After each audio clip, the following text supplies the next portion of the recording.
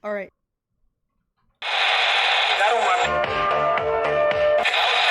But the senator, while indoctrinated, could not explain his toxicity. G'day, people. Welcome to Honey Badger Radio. This is Brian. I'm here with Han. Oh, no, I'm not here with Hannah, but we're here for Hannah. I'm here with Alison and Karen, and we are doing a Help Hannah fundraiser. We're trying to help Hannah earn more money so that she can continue to give us great content. And to do that, we're going to try and stay live for as long as possible while we try to get to that goal. Wait. As long as possible? Well, As long as possible, yeah.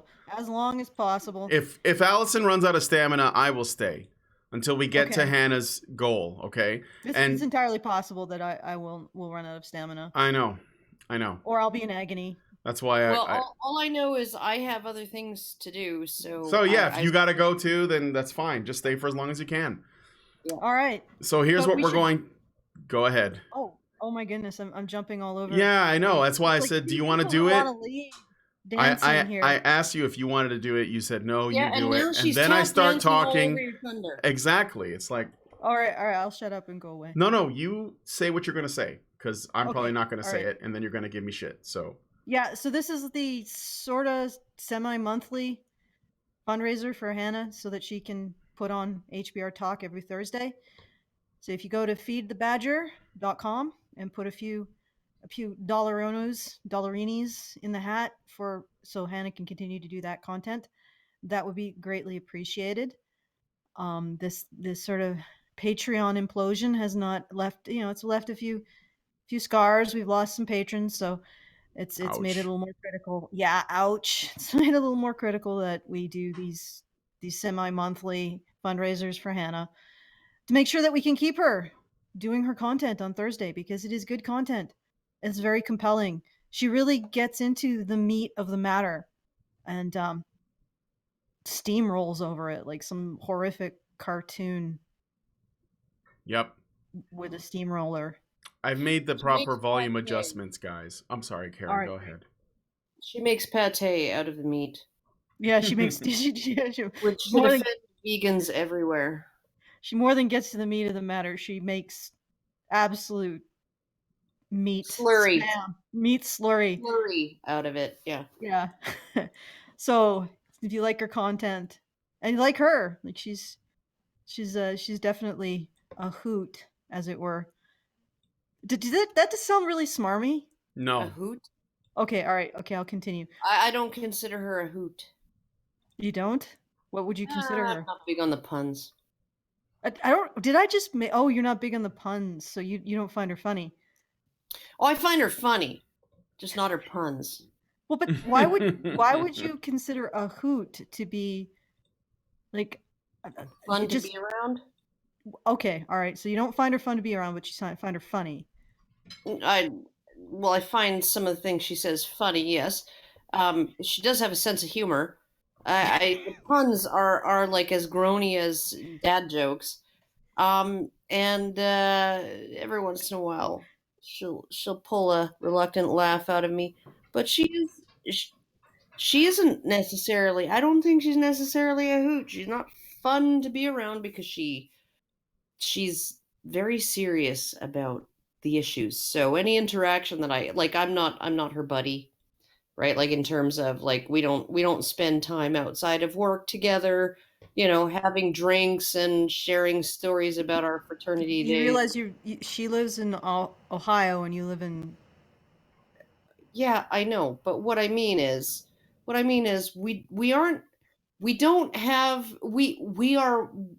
most of our interactions have to do with work. Yeah. And she's very, very, very serious about the work. And so I would not describe her as a hoot, because usually when I'm around her, I'm working. Okay. All right, fair enough. So she's just very hardworking. Devoted, determined, hard-hitting. And also capable of creating a slurry of the meat. Yeah, a slurry of the meat and really, really, really groany puns. Mm-hmm. Sort of like this intro. It's a little groany. Okay. All right. So yeah, let's we're going to be going through. What are we doing, Okay. Brian? So I'll give you guys a little bit of backstory. I happened upon this YouTuber named Big Joel. And Big Joel, so I found some of his videos, and I thought they were pretty entertaining, actually, pretty good. He made one where he listed, it was just like, had nothing to do with men's activism or feminism or anything, okay? So he made a video about the best episodes of Twilight Zone, in his opinion, and I watched it because I like Twilight Zone, and I was curious about what he was going to say, and I found it entertaining. He also made a video, I believe, that was like a critique of The Incredibles 2, which I also really enjoyed because I also disliked The Incredibles 2. Although we had slightly different reasons for disliking it, but I still watched it because I was interested. And then I came across some more of his content. I didn't subscribe to the channel or search through the videos. It's just that, because I had watched a couple of his videos, YouTube started recommending more of his videos to me. And I came across one that was a series of videos he made about God is Not Dead, this like Christian film I'd never seen, and Is that the one with Hercules? yeah, the one with Kevin Sorbo, right? Yeah, that one. And I didn't watch it, but the way he framed the title, something about Christian propaganda, it was the way he framed it made me go, yeah, okay, sure, but it like, I'm not religious, but it kind of gave me a little bit of a this sounds kind of like something I'm not interested in watching. Like, I don't really want to hear some guy shitting on a movie that I would never have watched anyway. And then I came across this, where he basically made two videos, but we're only going to look at the first one. 2 videos about the Red Pill movie by Cassie J. And the first one is the one we're going to look at. It's about 18 minutes long, and it's called The Red Pill, The Strange Art of Men's Rights Activism, Part 1. And I watched both of them, and they infuriated me to no end. And they're This is gonna be good. He This made might them actually wake me up. Yeah, he made them in April of last year, so they're not really old. He actually made a video also called I think it was something like to Anita Sarkeesian and the people who hate her, or something like that. And it was actually really recent, like a couple weeks ago. He made a response video to Thunderfoot, Sargon, and the Amazing Atheist, to a lesser degree, about Anita Sarkeesian's content. And I watched the video, again, got really angry in that because of the way he was representing the arguments. And I passed it along to Sargon of Akkad, who ended up watching it and making a video on it on his channel. He told me he might make a response, and I said, go ahead. So this is the same guy. So if you've seen the video that Sargon made in response to this guy who made a video defending Anita Sarkeesian and her criticism, this is the same guy. So I have some hot takes taken out. I'm going to switch us to the Red Pill itself. And you know what I'm going to do is I'm going to drop a filter on it, because I don't want, just to make sure that we're safe. So I know that that's the red is in blue, but what are you going to do? I had to do that. I have the hot takes picked out so that we know what we're going to respond to. But here's the thing. This guy is really fucking verbose when he talks. So these are going to be long anyway. So I'm going to have to banana regardless, okay? So I'm going to jump ahead to the first bit where he introduces what essentially sets it up, and we get an idea of where he's coming from, all right? Of time. But here, in this video, I want to assume one thing, that this film and the movement it seems to represent are important. Our culture has generated this movie, after all. It's created the circumstances under which it could be created and absorbed as a legible political perspective. And because of that, it only makes sense to look closely at the film. Okay, I'm pausing for the banana there. I just want to, like, legible, political, legitimate. Okay, Talking about legitimate or coherent? Legible? Weird. Sometimes it's they frame things really strangely. In this instance, I'm hearing that Could you go back a bit, Brian? Because I want to hear that again. No, it sounds like he's saying our culture is so unhealthy that it could spawn. Yeah, I want to just. You want to hear that again? Yeah, I Okay. want to hear it. I'll go back. We'll listen to it again. I want to assume one thing, that this film and the movement it seems to represent are important. Our culture has generated this movie wait. after all. It's created the circumstances under which it could be created and absorbed as a legible political perspective. A legible political. Okay. All right. So essentially, what I'm getting from what he's saying is that he's going to treat this as important because somebody created this video, and our culture. It's like the same way the KKK is important. Yeah, I see. So culture is so disgusting that it creates shit like this, and maybe some people think it's legible, possibly legitimate, but at least legible. Yeah. So the culture is. It's important to look at this because the culture shit this out, and now not only do men's rights activists have to answer for every random psycho, the world has to answer for us because the world allowed us to exist. Pretty much. Yeah, that's what I'm getting. Guys, I forgot to mention this. We should probably tell people where to go to support Hannah, which is the reason why we're here. Right?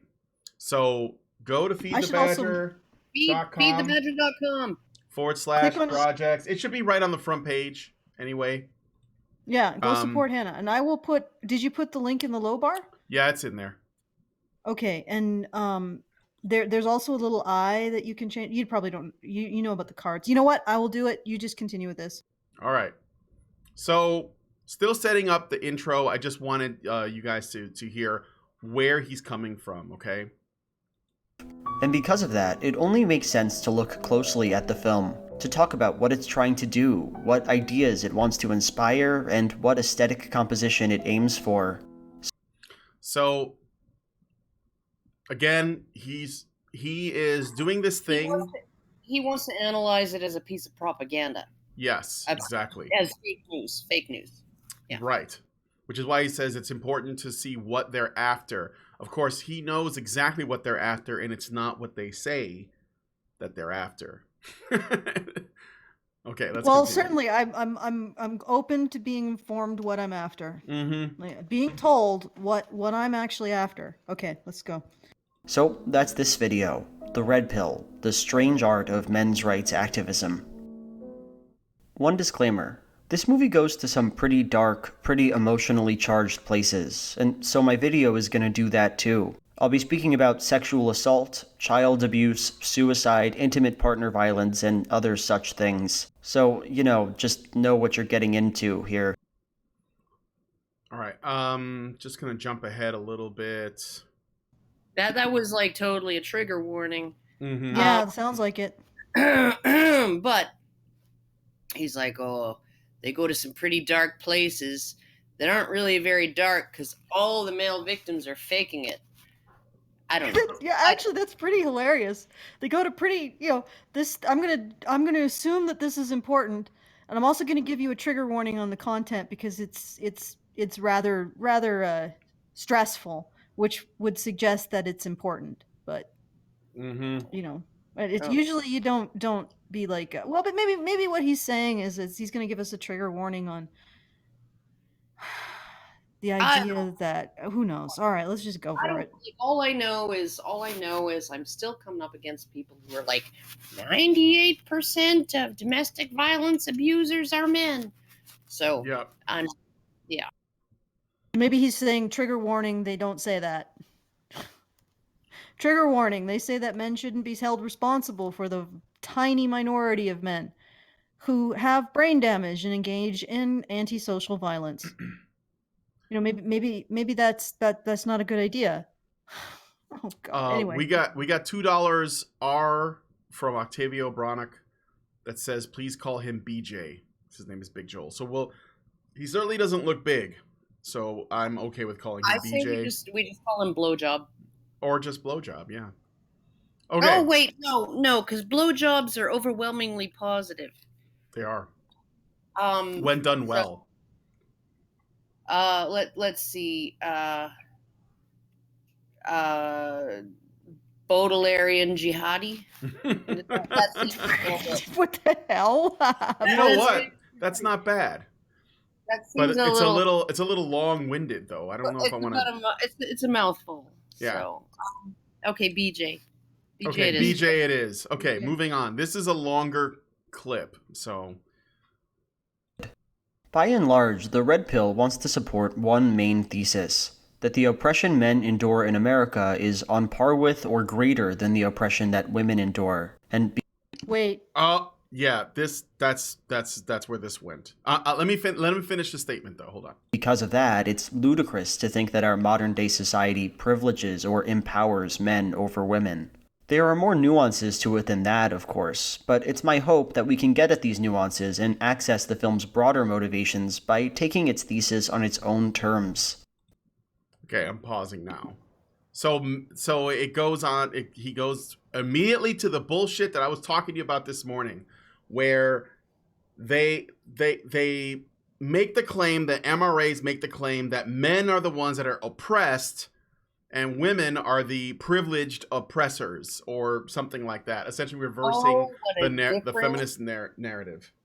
Oh, what a difference the term the true, the real, the only makes, right? Because when we say men are also victims, they say so what you're saying is men are the true victims or the real victims. No, we can say men are real victims of a problem. Oh, men are the real victims of this problem, right? Yeah. No, like saying that men represent a substantial minority or possibly a marginal majority, right, of people who are assaulted by their partners, their intimate partners, that's not saying that men are the true or the real or the only victims, right? The only thing that makes them special victims in those cases is because society doesn't see it, society doesn't recognize it, and society doesn't help them with it, right? That doesn't mean that men are the true victims of domestic violence. No, they're maybe discriminated against by the system in ways that women are not. Yeah, well, it also speaks to their ultimate purpose in all of this. Well, their worldview is always one half of when it comes to men and women, one half of the population is oppressed and the other half is oppressing them. And so, of course, if you're saying that women are not oppressed or not particularly oppressed, not uniquely oppressed, right? And that men also suffer significant problems as well in those areas, then what you're really saying is that women oppress men. Because if you're denying the men oppress women narrative, then you have to be promoting the women oppress men narrative. Well, I think that they do that because it's such a foreign concept to a lot of people. This idea that women have any power in society, it's bizarre. I think it's also a habit. It's a mental habit of viewing things in terms of one group oppresses and the other group or groups are oppressed, right? So when you look at white men oppress all minorities, right? Or white people oppress all minorities. That's the white supremacist narrative, right? And then they don't want to talk about Asian people because Asian people are doing just fine. Asian people earn more money than white people. Asian women earn more money than white men. So I mean, they're not gonna talk about that because it goes against that narrative that white supremacy is how our society is structured, and white supremacy has an intention or a purpose or a goal of keeping minorities subordinated, right? And so it's like they're not going to talk about inconvenient truths like Asian women earning more than white men on average in our society. So Yeah, and it really speaks to the need to have this particular narrative. And what I mean by that is when he's coming at this, he's coming at this from a very particular angle with a very particular lens. And that lens is the uncritical belief in patriarchy theory Mm-hmm. and the idea that society oppresses women for the benefit of men unfairly. But if you actually analyze that belief, it has no proof. I actually got into an argument with a feminist on Twitter who bald-faced said, well, patriarchy theory doesn't need to be proven. I'm like, well, if it is something that you say defines reality, it most definitely needs to be proven, and it's very easy to prove. If you believe that society unfairly benefits men over women, all you have to do is do a cross-section survey of society and ask men and women, CEOs and janitors, do you prefer that if a person should be punched, it should be a woman rather than a man? If a person should go hungry, it should be a woman rather than a man.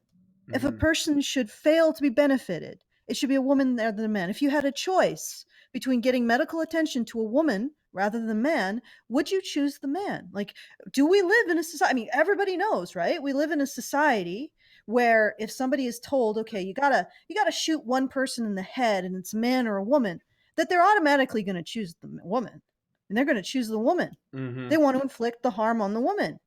And of course, when you say let's give a bonus, let's give $50 to someone, and they could give $50 to a man or a woman, they're going to choose the man because nobody wants to give money to women. Yeah. Nobody's going to put their coat down so a woman can walk over a Like puddle or there's open their so much doors data. or There is so much disconfirming data in terms of that. Charities tend to, when they make posters and things like that, they tend to put girls and women in the forefront. If you go and look at the YMCA versus YWCA websites, the YWCA websites have images of almost exclusively women. The YMCA website has a mix of men and women. Charities like children's hospitals and kids kids with cancer and stuff like that, they put girls at the forefront of their fundraising efforts. Even Tim Hortons, help a kid play soccer, they have predominance of girls on their publicity materials. Help girls play soccer, right? Because that's what brings in the dollars, and they know it, right? And so you're looking at this idea that we have, and then you look at all of the studies that they've done. That one that Don Dutton has pointed out, and he said, okay, so here we are, people in America were at random digit dialed people in America. More than 5,000 of them were asked their attitudes about domestic violence, and they were asked, is it ever okay to is it ever okay for a man to hit his female partner to keep her in line? And 1.8% of the population said yes. And feminists call this a normative attitude. And he said, how normative is it? It doesn't pass the 6% test. I say 6% because 6% is the percentage of Americans who sincerely believe they've been abducted by aliens, right? Mm-hmm. And do we call that a normative cultural value or belief? No, we don't, right? So this less than 2% of Americans who not think it's always okay, but who think that there might be a situation in which it could possibly be okay for a man to hit his female partner to keep her in line. that's a normative attitude. What was That's a the normative attitude. so what was the reverse? Oh, the reverse was, it depended because they asked the questions in different order. And what they found was that overall, people were more than 2 times as likely to say that it was okay, it was ever okay, right? Sometimes okay in the reverse, more than 2 times as likely for a woman to hit her male partner to keep him in line. More than twice as likely to say, yeah, that could sometimes be okay. But they also found a difference in the responses depending on the order in which they asked the question.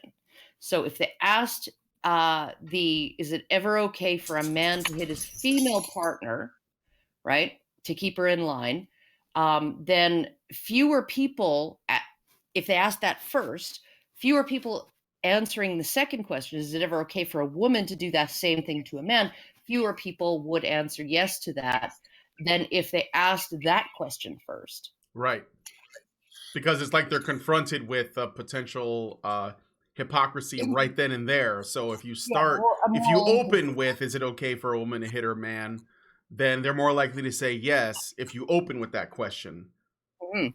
Right. Okay, all right, but the point is pretty much, and what happens when I point this out, when I say, no, you realize that patriarchy theory, if you want to say it describes reality, you have to prove it, and there's a really easy way to disprove or prove it, because basically patriarchy theory says that we, as a society, and then here's where they get into the mealy mouth stuff, like, well, what does society mean exactly? And I'm like, Oh God, yeah. yeah, where do you think society comes from? The ingredients of a society? Is it like flour Yeah, and sugar and baking soda?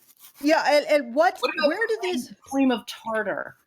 yeah, where does the pressure, and I'm like, well, you realize if you're going to say that society unfairly benefits men over women, that means that people in our society are choosing to give benefit to men over women, and you would be able to see that very easily on a survey, on a cross-sectional survey of society. And the instant I frame it like that, they have to start saying, well, what does society mean? Well, what does benefit mean? Like, okay, I think we know what these things mean, and society by definition has to be the sum of our collective choices, because You, where else does society come from? The aliens? Like, where you does know it come from? You know what I think this really exposes is an obsession with power. Because Oh yes, yeah. We're gonna get into that in this video. This is because men, absolutely an obsession with power. arguably men, um, certain men, right, have access to power, right, through their own motivations or through society's structures, right? One or the other or both, right? They have access to, because they're more likely to be CEOs, they're more likely to be in government, all of those things, right? So they have a more access to power, um at least some men, or access to power is more accessible by men. Yeah, but that's not the Mm-hmm. case. There's Yeah, no well, indication that that's actually true. And okay, when I was agreed, in this argument agreed. with this But person, but what? I want to conclude this.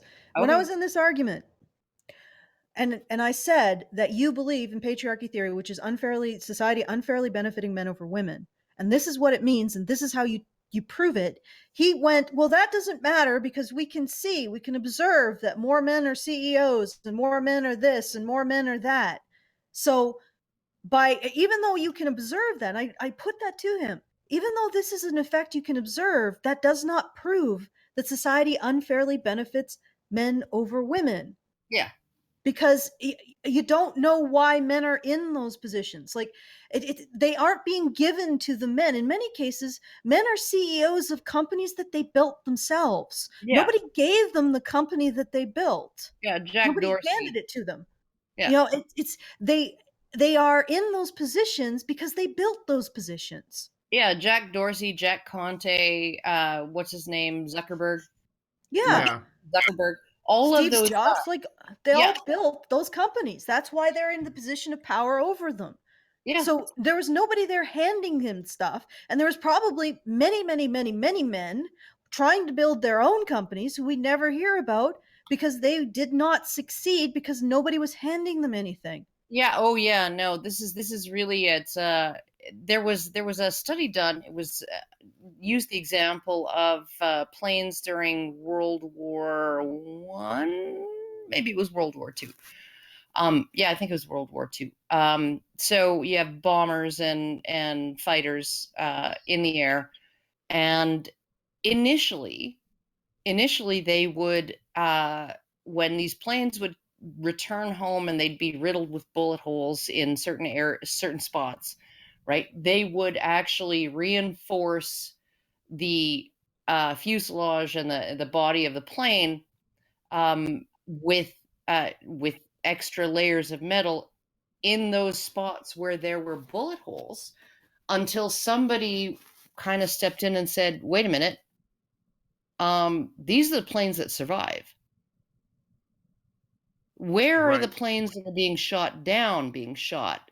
It's not in these places, right? Yeah. Yeah. It's somewhere else. We just don't know. We have a survivor bias, And right? it could very well be possible that the reason why men are in these positions of achievement is because they're capable of going out and doing something when they aren't given a handout. Yeah, when things are difficult, right? They've Yeah. been told, they've grown up and been told to rub a little dirt in it, get up, try again, frickin', get your shit together, frickin' don't cry, don't whine, do better. Mm-hmm. And Yeah. if you look at it that way, if you really want to change the achievement gap or lessen it, insofar as it's even possible, then the approach isn't to emphasize the idea that women only get stuff when they're handed stuff, because nobody handed Steve Jobs Apple. Nobody handed Zuckerberg Facebook. I'm probably Yeah. fucking that up. No, I got No. it right. Yeah. All right. Nobody handed these men these things. They went out and they built them.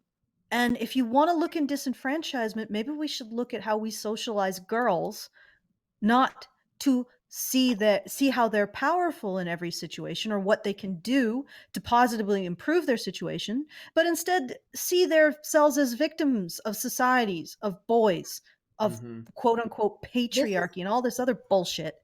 this is one of the things that interviewing.io or something like that, they did an experiment where they are a website that essentially coaches people to be able to apply for jobs where they will have to do in some cases will have to do a live coding challenge interview. So you're sitting online with somebody and you have a voice connection, and they ask you to code something and you write the code.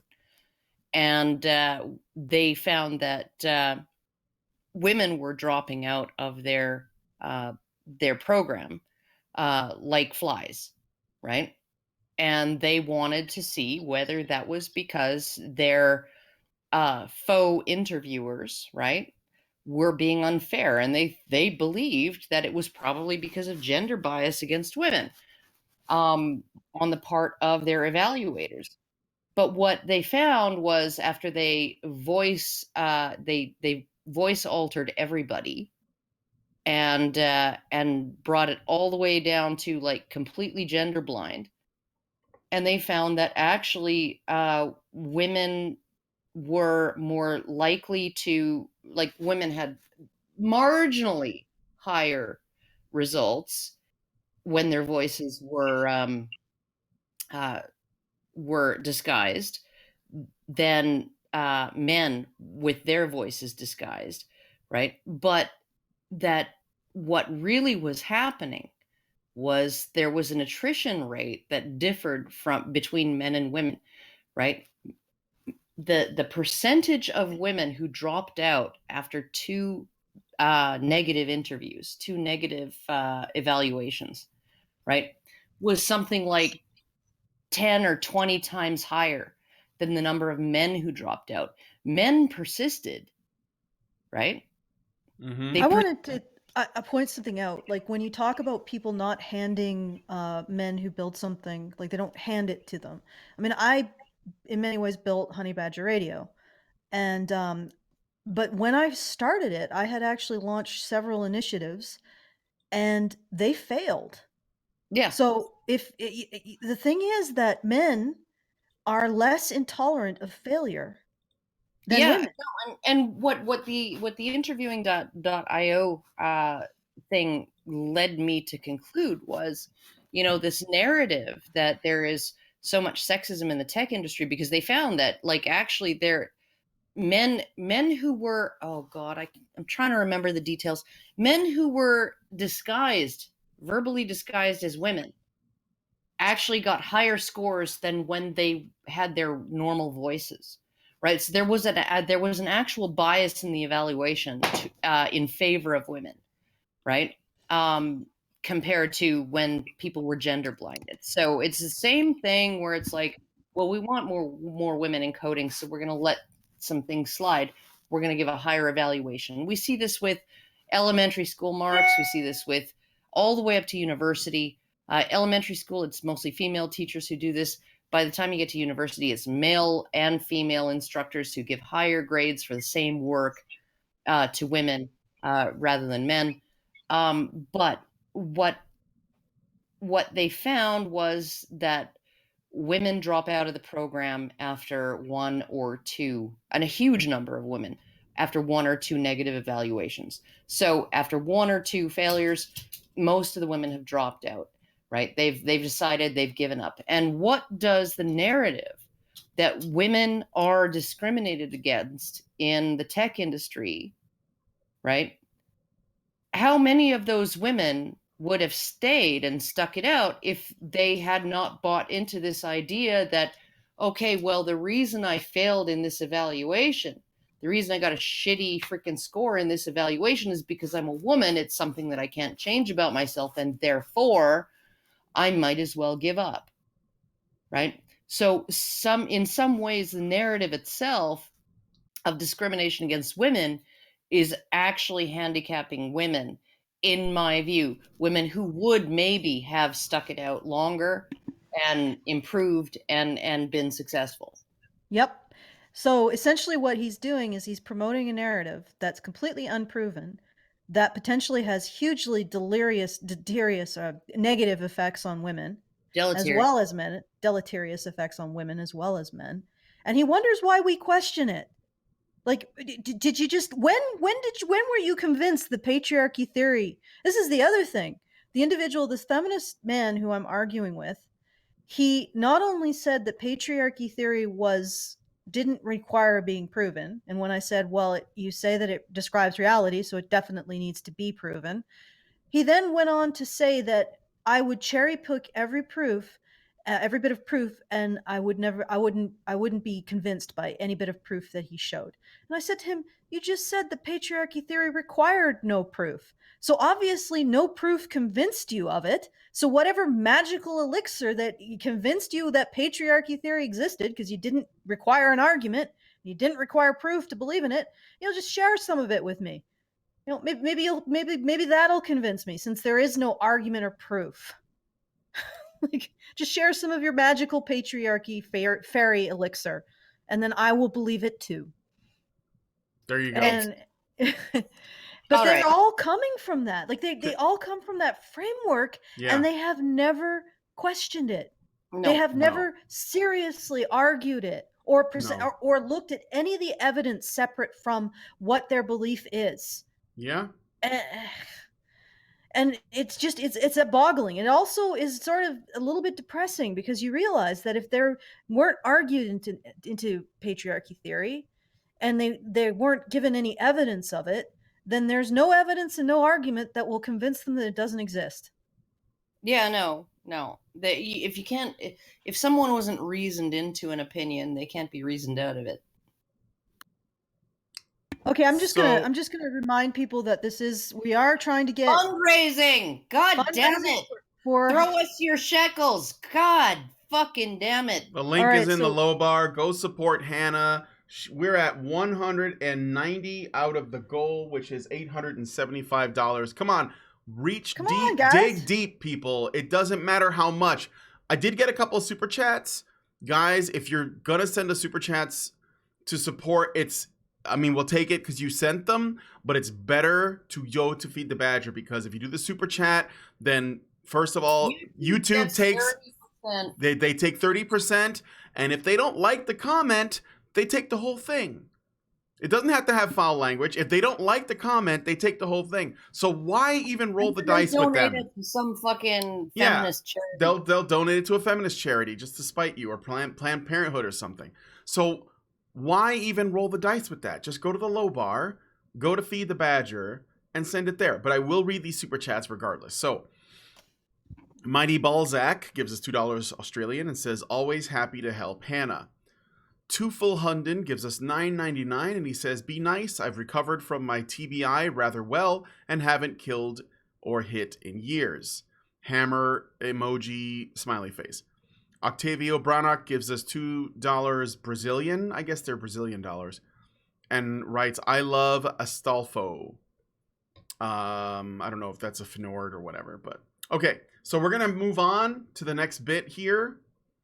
And let's see. Well, we're going to continue with the next clip. This is kind of long, but necessary. So the movie brings up a lot of points, ranging from male circumcision to the negative media portrayal of men. But in this first video part, I just want to zoom in and do a close examination of the first major argument in the film. Okay, I'm pausing here for the banana, but also I want to mention something.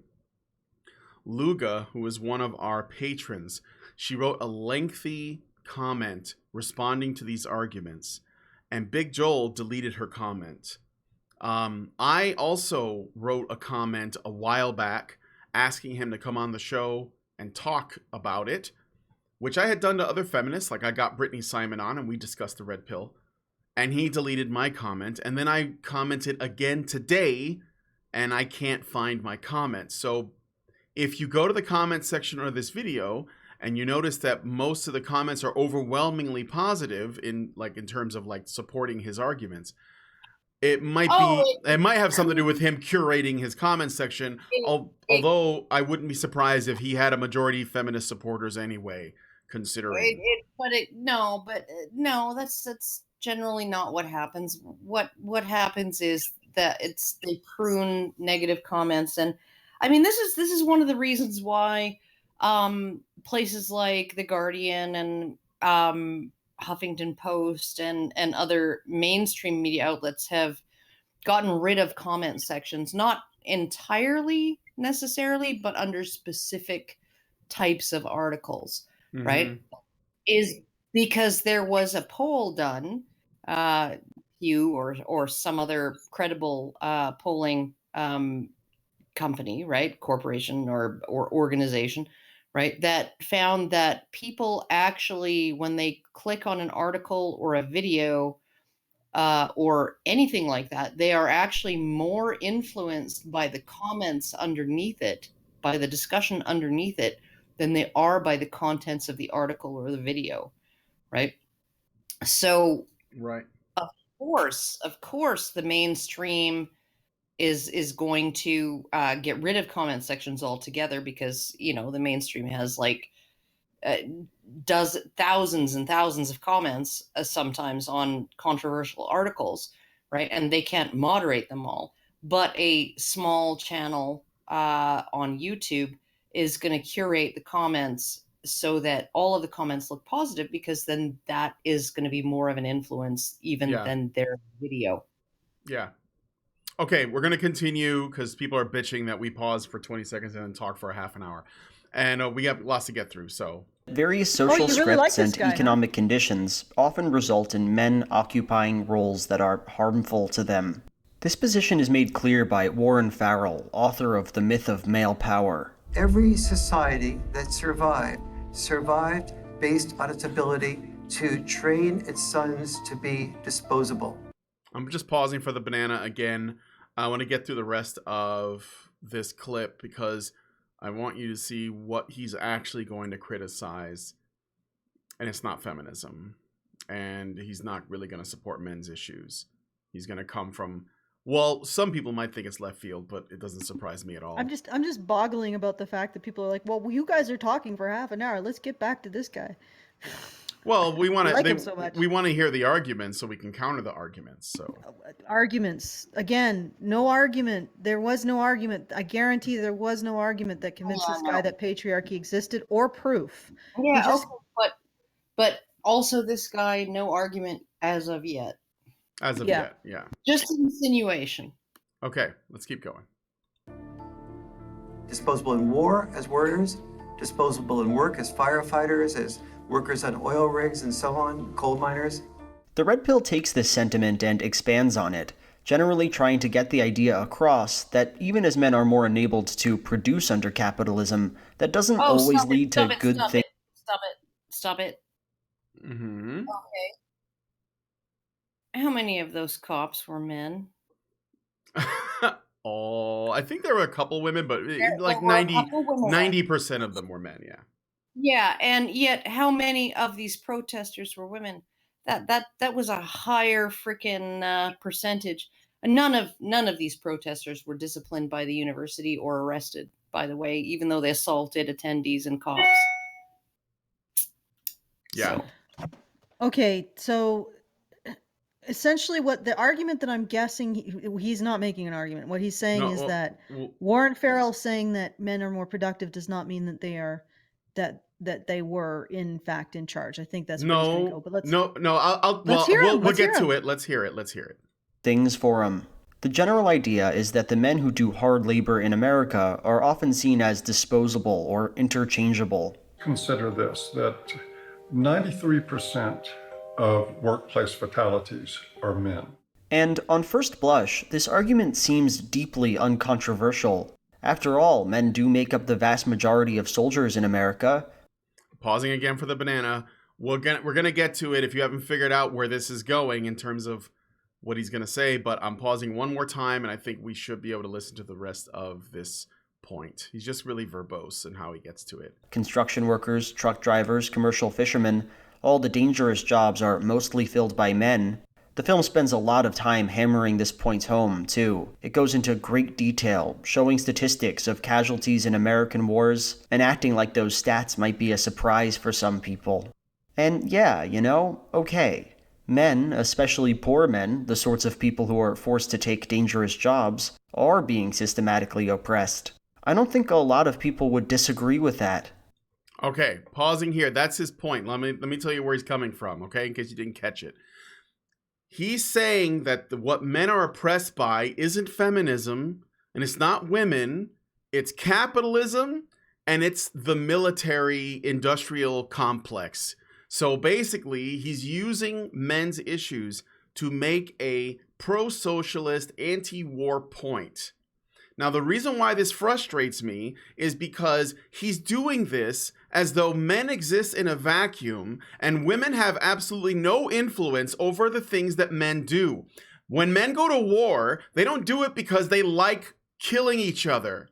They do it because they want to protect their women and families at home. When men go to work and they go to make money, they don't do it because they love capitalism and they like being a slave to the bourgeoisie. They do it because they want to provide food for their families. And they do it because women select men based on how much money they have. That's why. Whoa. I love you, Brian. You're wonderful. It drives me crazy. This guy acts like women have there's no case where women are not asking men to go to war for them. And there's no case where a woman is wondering if a man's going to come along that has enough money to provide for her. That doesn't happen. No, it never happens that, that famous Chris Rock bit where he's like, yeah, men can't go backwards sexually. Right? So if you've given anal, right? Anal's now on the menu. That's right. You're in this place now. But, yeah, we're in this room now. But, women can't go back in terms of lifestyle. So, if you lose your job, right? Yep. She might say, oh yeah, don't worry about it, honey. We'll get rid of some of this stuff. Yeah, number one fucking stuff that's going to get rid of is you. Timer started. It's like Dave Chappelle said, if a man could live out of a cardboard box, he would. But he buys a nice house because he wants to attract a woman. This is look, this is what pisses me off about this guy and these feminists. They think that one thing they have never tried to do is get women to settle for less. Because that's the only way your socialist paradise is going to work. It's the only fucking way. And if you think you can bring a communist society or a socialist society in and somehow that's not going to fuck the shit out of men more, you're dead wrong and you don't understand how this works. I can guarantee you the majority of people who died under communism were men. I guarantee you that. So the fact that you would try to introduce that as something that the men's rights activists just completely overlooked, oh, the solution is right there, guys. The problem is clearly capitalism and the military-industrial complex. No, you fuckwit. That's not the like. What system do you propose we live under where that doesn't happen and men are still somehow not fucked? Look at how Hillary Clinton answered that question. It was Anderson Cooper asking it, right? Yeah. Okay. So what do you think about including women in selective service?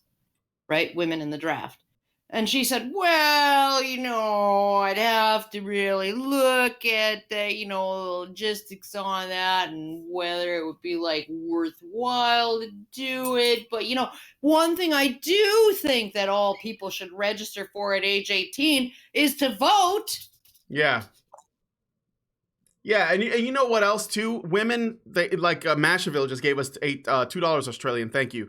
Again, just go to Feed the Badger. Just go there. Actually, please. let me speak before you get into all another right, rant. Come all on, right, guys. all right. We got $30 in an hour. That is possibly the lowest turnout.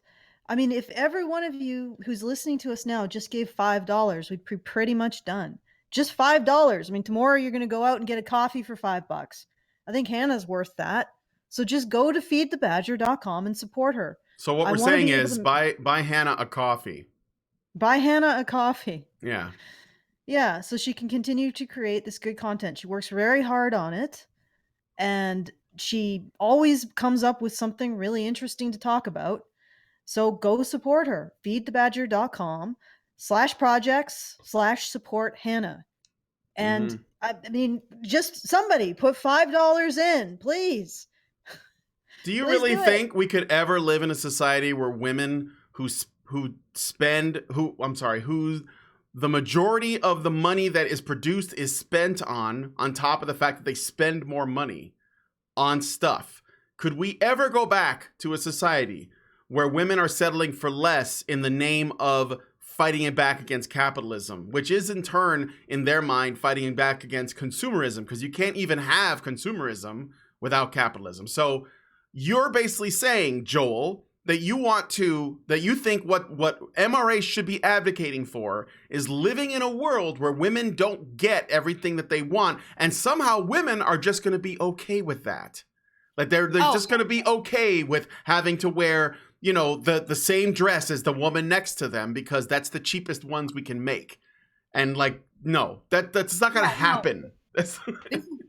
This is the thing too, right? Like V talks about this a lot when he talks about communism in Romania, right? I remember getting up at 3:00 in the morning so I could stand outside the store at like 4:00 in the morning with my grandmother to get in line to buy bread, right? Because you had to be in the front half of the line in order for it to be worthwhile to even stand there, because it'd be all gone by the time half the line was done, right? But he also said, there was one brand and one shade of lipstick. It was called lipstick. There was one brand and one formulation of shampoo. It was called shampoo. Yeah. Right? And like, do you really think women are going to agree to these terms, right? Women in this in current year, right, are going to agree to those terms. Only one color of lipstick, right? And you have to line up at 3:00 in the morning to get it. Yeah, and you might not even get it. Yeah, it's and the fact that they don't make the connection between consumerism and women is unbelievable. Exactly. Like they act like this is something that men just made. Apparently, capitalism is a male construct and only men benefit and only men really want it. And it's this insane idea. Like have you ever been to a mall, Joel? Who was in the mall? This is like Eve Ensler talking about how essentially capitalism, Western capitalists are raping the African continent, right? And it's all male. it's all a male patriarchal quest for rare minerals that are used in cell phones that apparently women aren't allowed to buy in the Western world because women aren't driving any of this demand. Yeah. It's crazy. And here's the other thing, okay? he thinks that women, that somehow, let's say tomorrow, all of the women in the US decided that a bohemian hippie who carves his own flutes is the most attractive man. How quickly do you think all of those CEOs and politicians, how quickly do you think they would be just like, fuck this. I'm going to go carve flutes in the woods. I'm Yep. going to go carve flutes in the woods and grow my hair. How Yep. quickly do you think that this would happen? And the other thing is that why do we separate CEOs out from hard labor jobs? Because if you've ever run a business, you're doing a lot of labor. It's not necessarily physical labor, but it's emotional labor. Emotional labor. But no, look, peaceful. if being a CEO was easy, then we'd all do it. So Yeah, so exactly. fuck off with that whole that's an easy cushy job that just like rakes in money. Fuck off with that. That's a lie. And I say that as a poor person who's never seen more than $1,000 in my hand, okay? Like I've never seen that kind of money. I mean, I've seen it in the bank, but not in my hand. So I'm not even coming from this place of like hating the guy next to me because he has more and worked harder for it. So I'm not even coming from that. So please. Yeah, the average CEO actually makes 2.5 times more than the average worker and is the boss of like a small to medium-sized business. So and it's usually he is keeping, 10 to 20 people, 10 to 50 people in a job, and he's only making 2.5 times what the average. You don't look at these superstar CEOs. That's not the average CEO. And it is a very difficult freaking job. No, It's a difficult job. But that just shows their obsession with power because that's exactly right. It only counts if you're a Fortune 500 CEO, right? Or if you're in the Fortune 500 C-suite, right? That's the only thing that matters. It doesn't matter whether your city council is mostly women. What matters is that we've never had a female president yet. Yeah. Right? That's what really matters. But don't even give me any of this Margaret Thatcher bullshit because she was just an honorary man. And here's what I was watching. I was watching one of Jordan Peterson's appearances on an Australian panel, and he brought up that why don't feminists want to get equal quotas in trade? And then the feminists said, well, we are trying to promote women in trade. It's like, no, but you're not creating a quota in trades. You're not saying no, there has to be at least 50% female waste disposal. You're just saying, well, if anybody, it's like the draft thing. No, women can go into combat. They're just paying lip service to it in the hopes that if there is a case where one woman opens up her own trash I don't know, like her own garbage truck pick up your trash agency. If one does that, then they're just going to zero in on that and write an article about it and talk about how great they think it is. But they're really not going to invest in it. They're not going to ask the state to step in and enforce it. They're not going to do any of that. They'll invest in it. They'll get the government to invest in it. It's a female-only company, right? Okay. Female-led company. So she'll get extra government dollars to open her company that probably employs only men to do the action. And my point is this. There's another proportionate representational figure that never gets talked about in all of this. How many male sanitation workers are there to every one male CEO?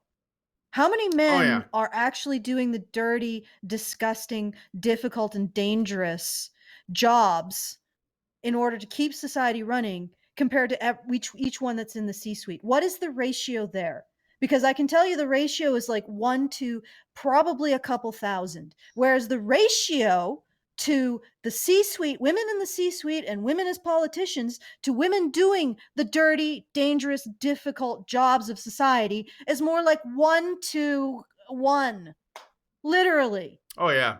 Agreed. And it's a freaking infuriating because nobody ever looks at that.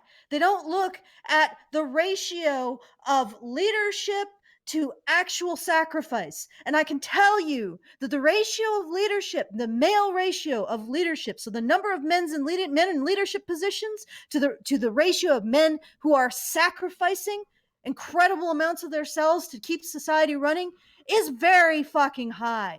Whereas the ratio for women is minimal at best. So you better get that quota, women in sanitation. You better get that quota, women on crab freaking boats. You better get that quota of women in the mines, women working concrete, women working skyscrapers. You better get that quota in there before you ask for a quota of women as the people making the decisions for society. Get the quota of women sacrificing for it, then you deserve the quota of women making those decisions. And incidentally, that's not the situation for minority men. There you can honestly say that there is a deficit. Minority and marginalized and disadvantaged men. There is a deficit. But you can't say that for women because there is very little female sacrifice in relation to their representation. If you look at it that way, women are unbelievably overrepresented in all positions of power. There's massive overrepresentation of women. Massive. But of course, you don't look at it that way. One other thing I want to throw in there real quick, because I'm not, and I don't think any of us here are snubbing our noses at sanitation jobs, people who work in sewers, dirty jobs. No, not at all. We need that shit, right? But the thing is, too, those things pay really well. Those are really well-paying jobs that men are willing to do, and probably in part because they pay really well. I know garbage men get paid really well. So these aren't even jobs that women aren't taking because they don't pay enough or anything like that. They don't take it because they're gross and beneath them, basically. I mean, the kinds of jobs that feminists usually push for. Well, yeah, but I mean, I think that like that. We have to work outdoors. Yeah, exactly. But I mean, the reason why I bring that up is because, and I don't want to spend too much time on that panel that Jordan Peterson was on, because I did watch that too. I thought that was New Zealand, but maybe you're right, Australia. And it was one of those. But the feminist that he said that to, about basically he mentioned bricklayers, she talked about bricklayers as though that was a job that was menial and beneath their notice. And I know the reason is because that is not considered to be a high status job, even if it is necessary, noble, and what pays well.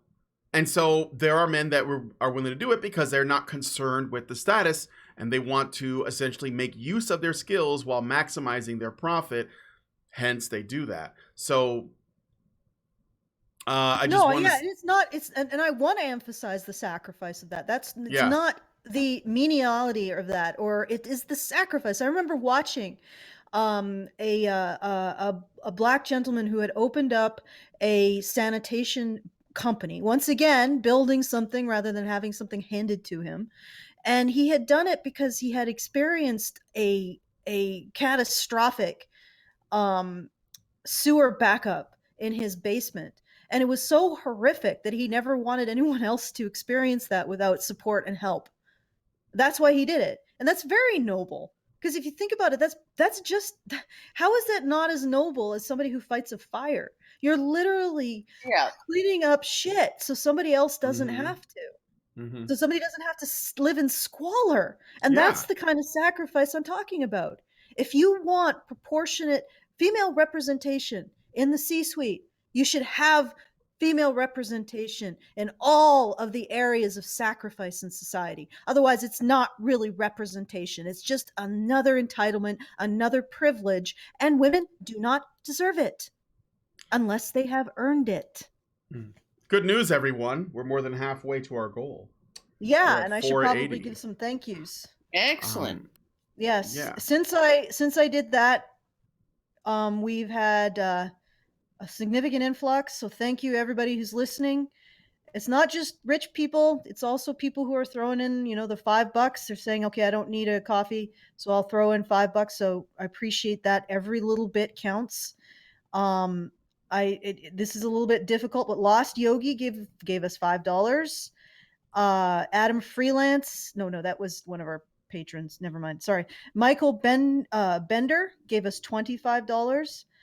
Charles gave us 100. Robert Nunn gave us 10.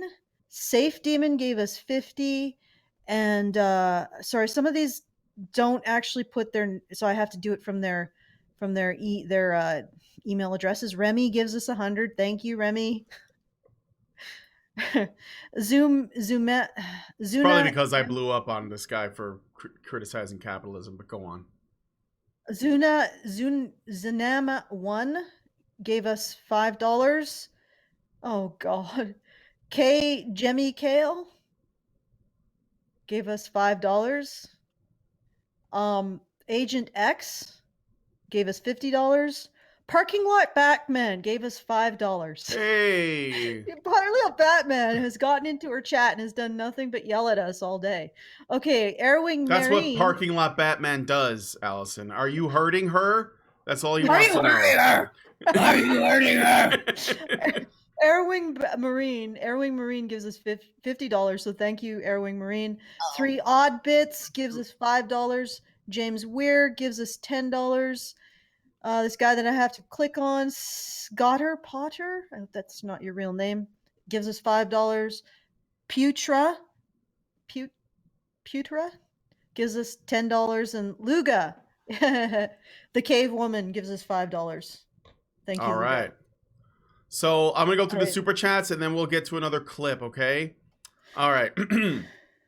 French Honey Badger gives us $5 and says, "Good, Brian, let the hate flow through you." Thank you. Mavishil gives us $2 Australian and says, 80% consumer market is run by women. Capitalism, lol. French Honey Badger gives us $5 and says, the socialist paradise wouldn't work even if humans were reprogrammed to be completely selfless. Ludwig von Mises proved it a century ago. Bolo_BRL gave us $5 and says, socialism, the underlying idea that stealing from Peter to pay Paul will bring both to prosperity. I like all the P's in that. Bolo BRL again gives us $5 and says, don't forget the sacrifices inherent to higher leadership positions as well. Sacrifices not everyone is willing or able to make. Absolutely. The Great Indoors gives us €2 and says, plays Song of My People on my morning wood flute. The one that he carved so he can get some pussy. French because Honey that's Badgers. What women really want, right? Yes. French Honey Badger gives us $5 and says capitalism is unfairly maligned as atomizing and cold, despite being the only system that allows coordinating the desires of everyone in society. Yes.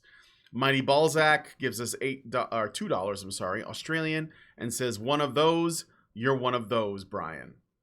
Smiley face. Okay. And lastly, we just got one. Robin Fox gives us $5 in New Zealand money, whatever that is. Rupees, I guess, and says that was such an impassioned rant about the entitlement of women. They are 100% privileged and do not see it. Thank you for putting it into words. And then Mr. Roboto gives us $2 and says, hi, what did I miss? Is it all over? No, but send those $2 to Feed the Badger next time, because otherwise, again, like I said before, Google takes 30% regardless. We also don't get the money right away. It takes like a month or something for that to come over. And there's a small chance that if Google doesn't like the comment, we don't get it at all. So you might want to be careful when putting through a super chat. But thank you for your donations regardless. We're going to get into the next clip. He's going to do a little tit for tat here, which again makes no sense. I just wanted to say, thank you to Polaris, who gives us $25. Thank you to Darth Sonic, who gave us $25. And also, I wanted to just pull out Michael Keller's a new game, Make the Most Impossible to Read Throwaway Mail Address, and donate on Feed the Badger and make Alison read the mail address. Okay.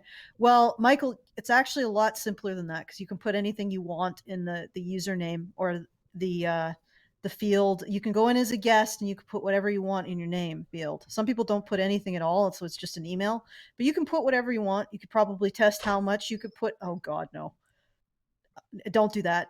But don't do it. Don't test the boundaries. Don't test the boundaries of that. That would just be horrible. But I'm pretty sure you can put whatever mind-numbingly insane statement that you want in there.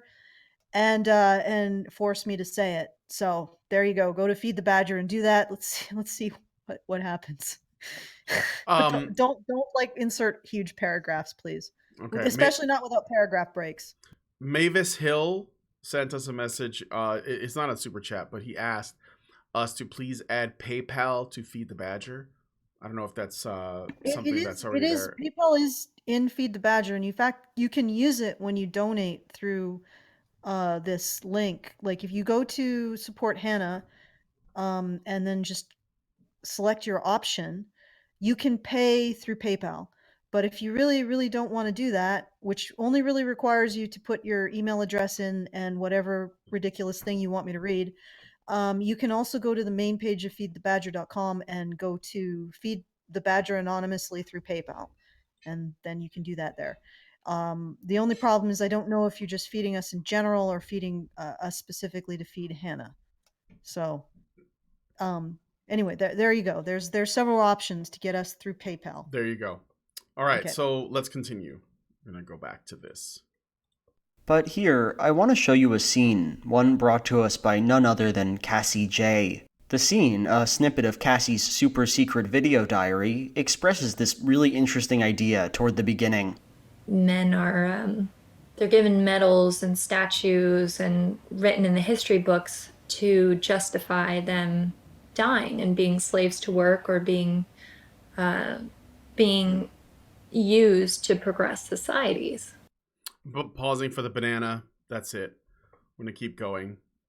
Yeah, this is sufficient. I just need to pop in and say banana, and then we'll keep going. Geez, what a statement. Cassie is essentially sending up two institutions at once. She starts with nationalism, claiming that young boys are wrongly inundated with ideas of romance, heroism. What? Yep. Nationalism? How far back does this guy think society goes? Like 200 years? Yeah, exactly. Like before there were nations, men were performing this role. What the fuck? Epic of Gilgamesh, anyone? What the fucking fuck? So you feel my pain. That's the first written. That is the first known written story. No, Karen. Men didn't care about war until the 20th century when we started asking them to go fight in World War I, the big one. That was the only time that it happened. That never happened before, and it's all the fault of nationalism. Scary nationalism. Men didn't care about their people, about their tribe. The whole Epic of Gilgamesh was, there was this irresponsible king, right? And then the people cried out and said, please send us someone to send us some kind of relief from our irresponsible king who doesn't do us right. And then the gods answered them and sent down Enkidu, right, who was equal in prowess, in physical stature, in all of those things, a wild man, right? A wild man, innocent of society, right? Mm-hmm. Innocent of the decadence of society or of wealth and all of those things, sent him to be a companion. They fought in the town, they fought in the palace, they fought, all over the place, right? And eventually they became friends. And then they were like, okay, there's this giant freaking horrific demon bull that is bringing horrible waste upon the people. Let's go slay it. Yep. Okay, I'm just like, let's, and one of them dies, and the other grieves, and it's like, oh my fucking God, like, how can you freaking say that men were not obsessed with protecting their people. Men were not obsessed with, even irresponsible men could be convinced around to be the way that men have been expected to be, which is to protect your people. Nobody in the history of the readers of the Epic of Gilgamesh thinks that Gilgamesh before Enkidu, Gilgamesh before the intervention of the gods, was a good king, was someone to be admired. No, he was someone to be derogated. He was someone to be opposed, right? And then, oh, all of a sudden he took responsibility for his entire freaking people, for his entire country, upon his own shoulders, and battled with his own body, right? And that of his closest friend, and lost his closest friend in order to protect his people. Oh my fuck, like, I'm just like, I'm blown away. Oh I yeah, know. no, but and then they build, they write the epic. They write the epic and they say, this is what men do. This is what men should do. Right? And then Yes. somehow he thinks that that just started with nationalism. Okay. All right, go ahead. All right. Okay, so I want to correct something. You guys were right to complain about the lack of PayPal. It was actually my fault. Somehow the PayPal got turned off on the blog. So you were correctly doing everything. It was just I failed to make sure that PayPal was God it's damn it. on now. It's good right. now, but that I guess that sort of explains why we haven't gotten any PayPal payments on the blog. So it's fixed. So you can go and donate through PayPal. And thank you for bringing that to my attention, Charles. I didn't realize that we had lost the ability to do PayPal, which actually explains why a lot of the ticket sales didn't go through PayPal. Man, okay, so go there. We can use PayPal now. I want to thank that we've had a few more orders. I want to thank Kay John, and he gives us $25. I want to thank Michael, gives us $50. I want to thank Bolo, who gave us $10, and Shalagaga, who gave us $10. Don't pronounce that too correctly, or you might like summon the end of everything. Like Shalagaga is going to come out of a gateway and swallow reality. I don't know how else to Shalaga. Don't stop it. Stop. I don't want you to don't bring the deadites over here. Come on. Okay. All right, so continue, but thank you to everyone. We're right. Actually, if you refresh it, Brian, we might be a little higher. Let me do the refresh before I switch screens then. It still says we're at 625. For some reason I haven't maybe that's 625 is I think where we're at. So 71% there, guys. Thank you. All right, so let's continue with this bullshit. So nationalism, that's the culprit. Okay, let's keep going. And patriotism that ultimately convinced them. Oh yeah, patriotism also, because liking where you come from, that is what kills men. Oh, you know what I want to do? I want to read some. Okay. What? There was a guy in Lyman Abbott in the September 1903 issue of The Atlantic, and I got this from Christy O'Misty, one of her recent videos, right? She linked to it, and it said, society exempts women from police functions. She is not called to be sheriff or constable or night watchman. She bears no truncheon and wears no revolver. She answers not to the summons when peace officers call for the posse comitatus, which is the right of people in police roles to conscript civilian men into the. It's like the special constabulary. It's you are forced into a police role if a police officer instructs you so. She is not received into the National Guard when bloody riot fills the city with perils and alarms. Why not? Is she not the equal of men? Is she not as loyal, as law-abiding, as patriotic, as brave? Surely. All of these is she, but it is not her function to protect the state when foreign foes attack it. It is the function of the state to protect her. It is not her function to protect the persons and property of the community against riot.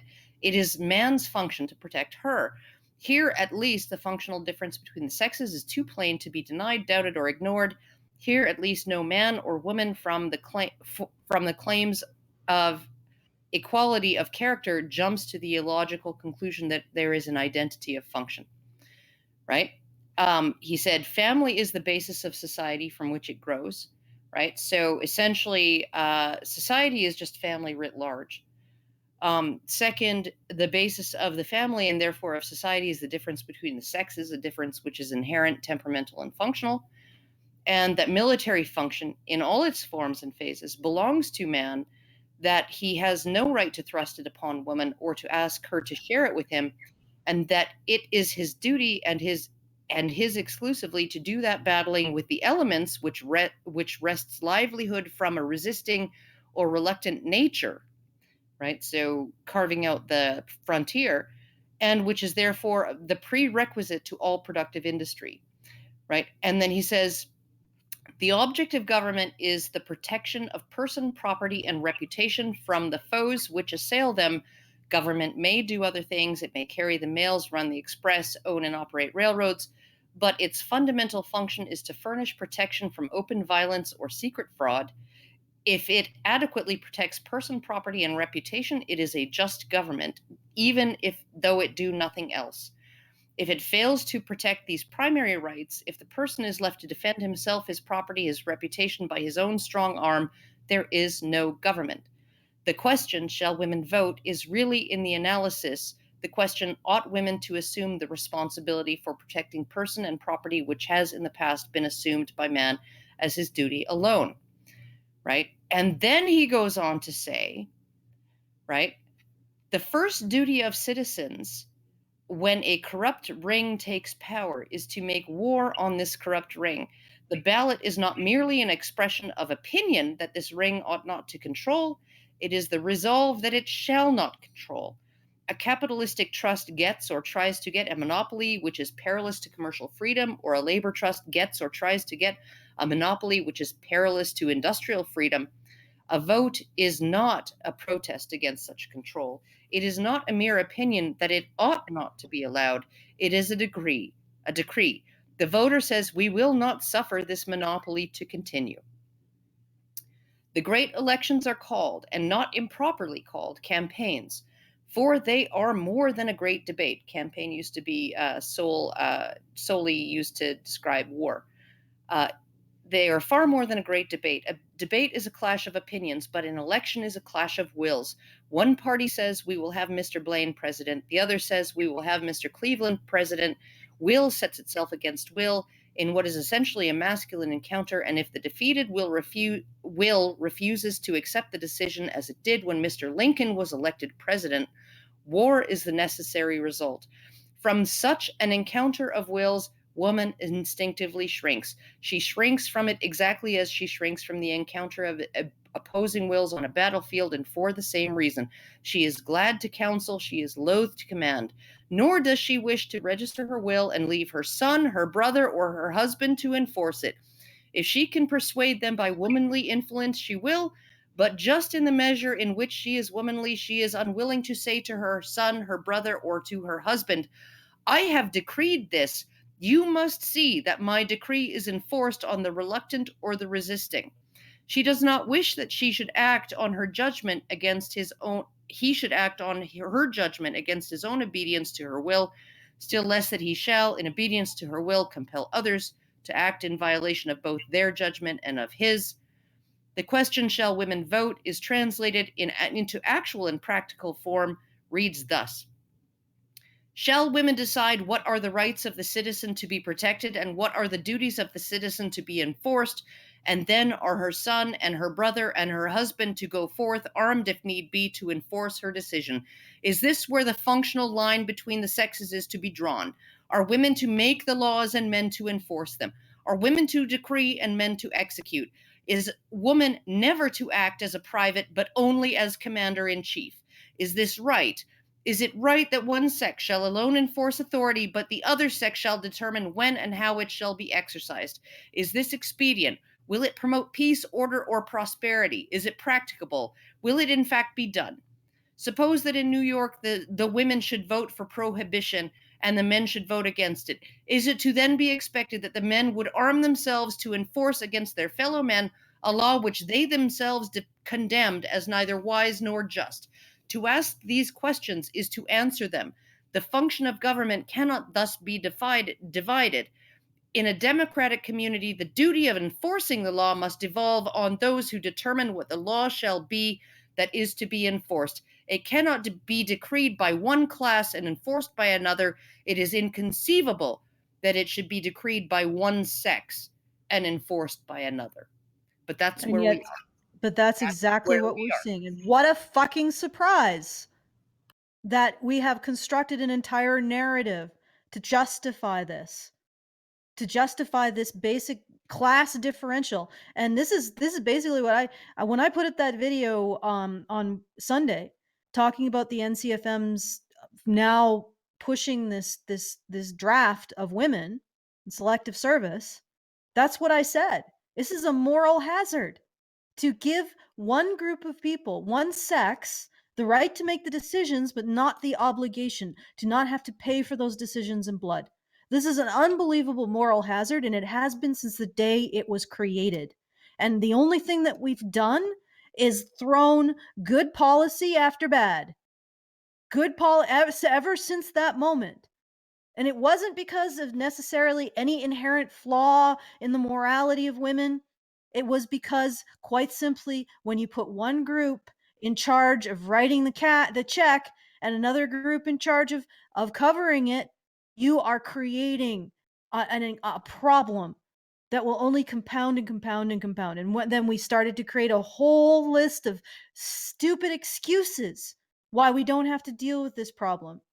It's just literally, when you realize this, when you realize the full scope of this, you realize that our society has turned into a rat's nest of a mess that will only ever crater. Every single empire has died. Every single one has cratered, and ours will too. And it will crater because of this, unless we figure our shit out. Well, what I want to draw attention to is the posse comitatus, right? That was a function of law. That was a requirement on the part of all men. This is not a draft in during wartime. There's a criminal on the loose. We need to track him down. And I'm ordering, as the sheriff or the sheriff's deputy or the police commissioner or whatever, I'm ordering you, and you civilian men to mount up and help me track him down and take him down. That was still in effect in 1903. In 1903, men could be commandeered out of their daily lives, right, to help police officials enforce the law. They didn't have a choice, right? That was civil conscription, right, of men only, right? Civil conscription of men also involved bucket brigades and fire duty, right? So if there was a building on fire, a fire marshal could commandeer any male passerby of any age to assist with that, no matter what important business he was out and about trying to get to, right? Women were exempt from this. Have you ever watched that Friday? What was it called? Dragnet. And it sort of demonstrates the attitude, the culture, even in the 1950s. There were two policemen who were investigating a crime, and they approached a housewife doing the shopping during a weekday. And they said, "Okay, ma'am, we need to question you about that." And she's like, she looks at them and she says, "You do not. You may speak to my husband when he comes home." And then she walks off, and I'm like, "Holy crap!" Oh yeah, seriously. Yep. You may speak. You These do were not honest speak to about me. it back then. You don't speak to me. You speak to my husband. You have no business with me. You are policemen and I am a woman, and you have no business with me. You have nothing to say to me, and I don't care if you have a badge. The fact that I'm a woman makes me more important than you. Oh, well, you know what I found amazing is, like, less than 10 years ago, a high profile woman, I think she was a politician in Britain, invoked the marital coercion law, right? The marital coercion exception, right? Because she conspired with her husband to break the law. I think she essentially, he got into a car accident when she was in the passenger seat, and they switched seats because he was drunk. Huh. And she invoked this law that exempts her from culpability for a crime committed in her husband's presence. Huh. She Then that failed. was still. She So failed. it's still on the books. Oh, yeah, it's still on the books. Yeah, it hasn't been stricken off the books. She failed in her attempt to do that, but she attempted it, and it was given serious consideration because that's still on the books. If not just in your husband's presence, but with your husband's knowledge, right? In Britain, if you commit a crime as a woman and your husband knows about it, you can invoke this law that says, well, he should be responsible for that crime, not me. Wow. But Yeah, it's Dickens wrote about it in some of his books, portrayed men on the stand going, like, I had no fucking clue my wife was up to this shit. Why am I being prosecuted? And the court saying, yeah, it doesn't matter. Yeah, it just then and the fact that they gloss over all of this. I mean, this is the symptoms of a society heading off of a cliff because it's completely blind to itself. It's Well, completely blind to what it's doing. in Dickens' time, there was still some kind of authority that men could exercise over their wives, right? But now there is no authority, right? If he withholds sex or affection from her, that's considered to be domestic violence. Man, So oh man. what can a man do to control his wife's behavior in the UK, even though there's this law saying that if you don't control your wife's behavior and you're aware of it, you can be held equally or more culpable than she is for her behavior. We got more donations, and then we should probably move on. Yeah. Do So you we're want at me to say 75% of our goal. Go ahead. Yeah, Go ahead. we're at 75%, so thank you. I want to thank Michael S. I want to thank he gave us $5. Oh, I want to thank Achin Oruz. Just do Is the that a best you can. legitimate? Is that a freaking legitimate? Is that a legitimate email address, or did you just make that up to do this? Akinoruz. Akinoruz. Thank you. He gives us $5. Optimus gives us $10. Tyler, I assume that's Tyler Preston, gives us gives us $5. So please do if you Thank you we so are much. thank you so much. We're almost there. We're almost there. We're about 215 from our goal. So if you can help out, please go to www.feedthebadger.com. We have PayPal now working, so I apologize for that, but it is now working. So go there and put just $5 will help out significantly. So even if you even not even, but if that's what you got, put it in, and let's get Hannah supported so she can continue to do HBR talk. There you go. Maybe we should watch a little bit more of this Joel thing. We've been sitting here. Yeah, we've been. I'm kind of ready for it, but let me read the super chats and then we will go back to that. So, Bolo_BRL gives us $5 again and says it's city statism. I think he's being sarcastic and funny. Miss Roboto gives us $2 and says if we are to live in monarchy, so why pretend voting?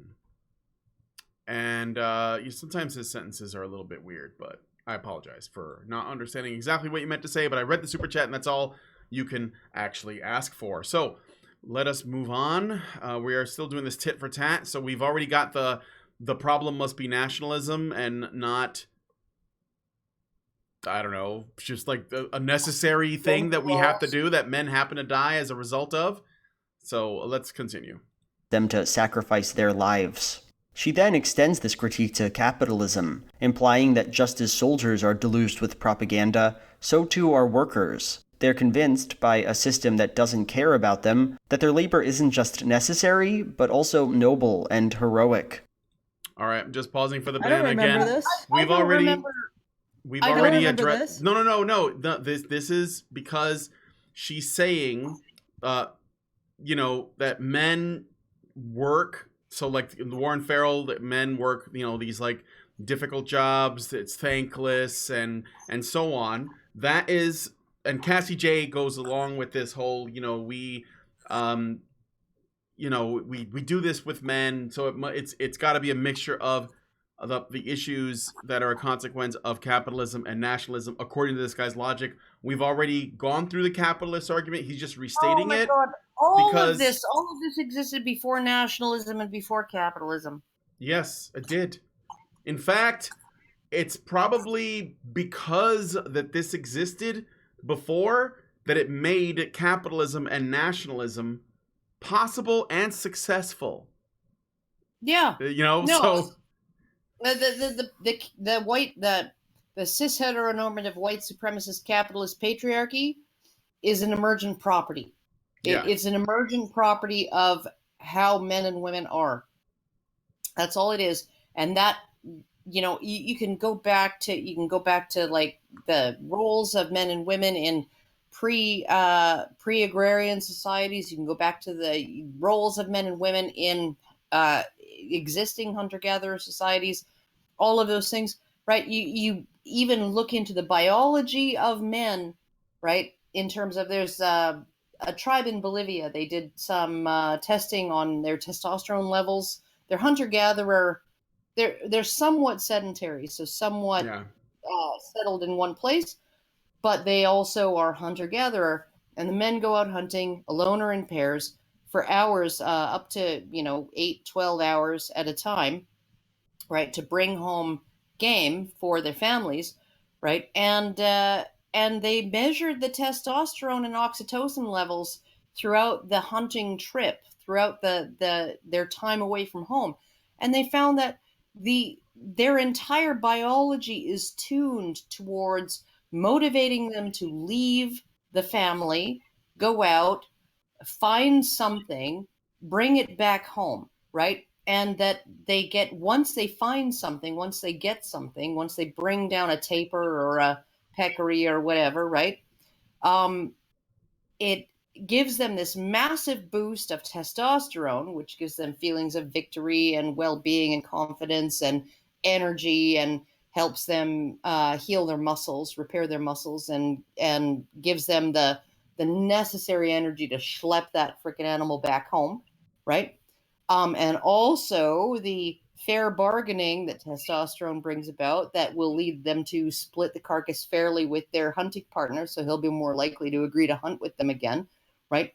So very pro-social stuff. Oxytocin motivates them to they get a massive hit of oxytocin at the same time, which is a bonding hormone.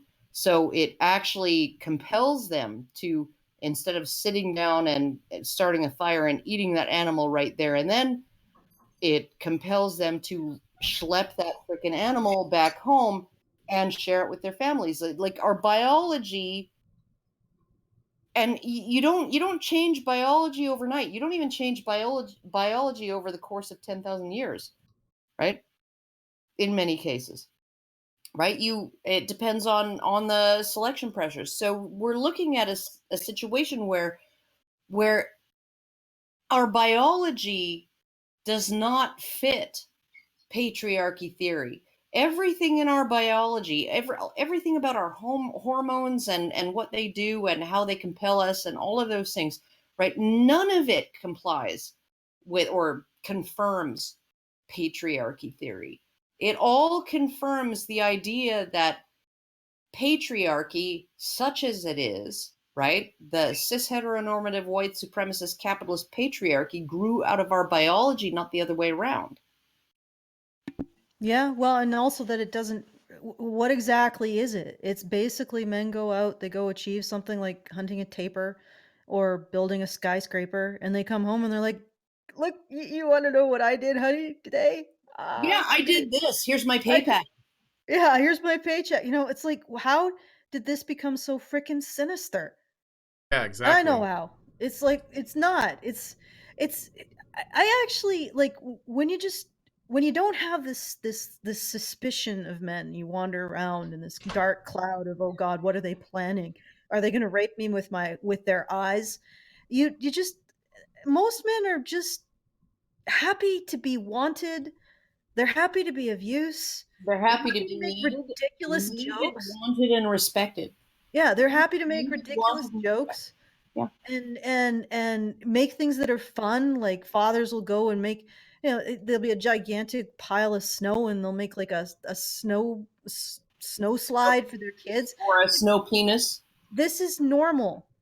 Yeah. This is a normal man. An abnormal man wants to rape you, or actually, I don't even know if they should be called men because they haven't actually expressed adult male functionality in their brain. They have a stunted brain. They although they have an adult male body, they just don't really have an adult male brain. So they engage in kind of violent, impulsive actions, and that's you can't even say that that's a normal male behavior. It's not. It's profoundly abnormal, profoundly stunted. Yeah, Like it's not particularly male either. men who engage in criminal violence as opposed to pro-social violence, like altruistic punishment, which are our cops, our soldiers, etc. Men who engage in criminal violence, they have stunted brains. Well, They I have would actually say that one of the biggest problems that we have is that when a woman calls 911 to falsely accuse her husband of assaulting her, the police officers who come and essentially commit assault and battery against him, and then kidnapping and illegal forcible confinement and illegal forcible restraint, right? They aren't considered to be committing violence, right? And she's certainly not to be recorded in the data as committing that violence by making that phone call, right? But that's exactly what's going on. And so, like, we're not tracking violence, we're not tracking aggression the way we really should. Well, We have I just had a really scary thought. I just want to get this out. Women are actually the ones who make the dividing line between pro-social violence and anti-social violence, if you think about it. A woman pointing her finger at a man and saying, this guy is dangerous or criminal, is the dividing line. Just like what you were saying there. Yeah. And that just hit me. And it's like, that's really shocking. Because you're right. These guys don't think they're doing criminal violence. They think they're doing No. pro-social violence. And that's because a woman has said, this is pro-social violence. Yeah. And No. that's how normal men become violent. Yeah, no, and like Earl Silverman told me about a case in around Calgary, southern Alberta, somewhere. And he didn't tell me the names or anything, but we were talking on the phone. I remember this conversation distinctly. He said that there was a man who killed his wife, right? And he had counseled this man and tried to get him help and couldn't get him help, right? But the habit of this woman, his wife, was that if he took too long to go get beer and cigarettes, or maybe smiled at the cashier at the grocery store a little too long, right? She would call the police and tell them he was beating her, right? And so he repeatedly was arrested and incarcerated over the weekend, and then she would always decide to refuse to cooperate, and then they'd have to let him go, and so he'd be held for 2 or 3 days or whatever, and then she'd be like, yeah, no, I'm not going to cooperate with the investigation or with the prosecution. So the prosecutors would just be like, okay, cut him loose, right? And this happened over and over and over and over and over again. And then one day he comes home, and he's, after numerous times that this happened, numerous arrests, right? He comes home from picking up some, running some errands and picking up some things. And she says, he opens the door and she's got the phone in her hand and she says, "You're late and you're going to be sorry." And the next thing he knows, she's dead.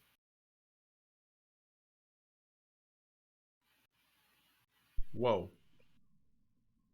The next thing this guy knows, she's dead. And it's like, nobody, as things stand now, would consider her to have been committing domestic violence against him. Even though he was being routinely assaulted, kidnapped, illegally restrained, illegally confined. And, so over and over and over again. And then he comes home one time and it's just like she's about to do it to him again. And he just snapped.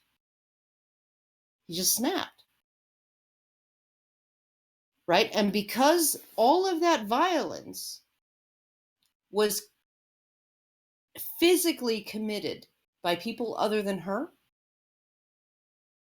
and people with a veneer of legitimacy, the police, right? And the system, right? Nobody sees that as domestic abuse.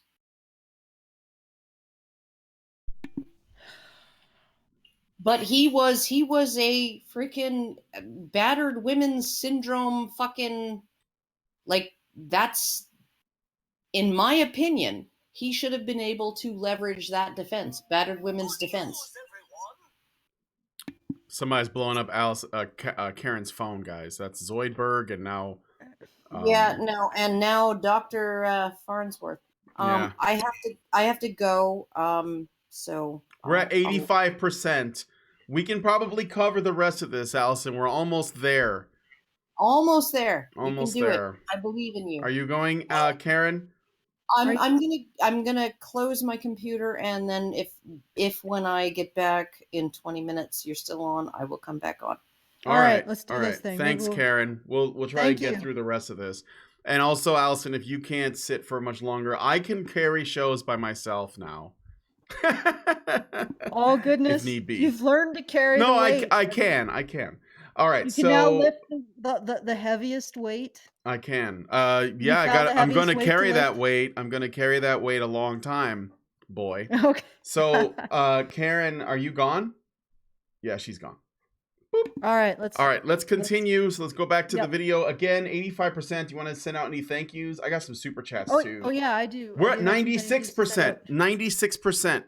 Yeah, I know. I was gonna say something, but then Karen sort of was like, it's hard to come back from that particular anecdote.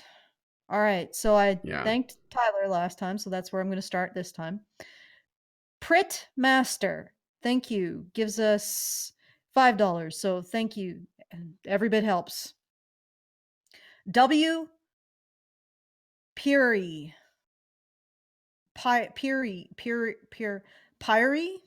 gives us $25, so thank you.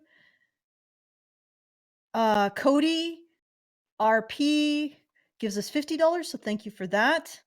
And Meredith G gives us $100, so thank you, Meredith, for that. Meredith, that was great. That's not the biggest one? I think somebody else gave 100 too. Right? Of course, it was Remy. Yeah, of course.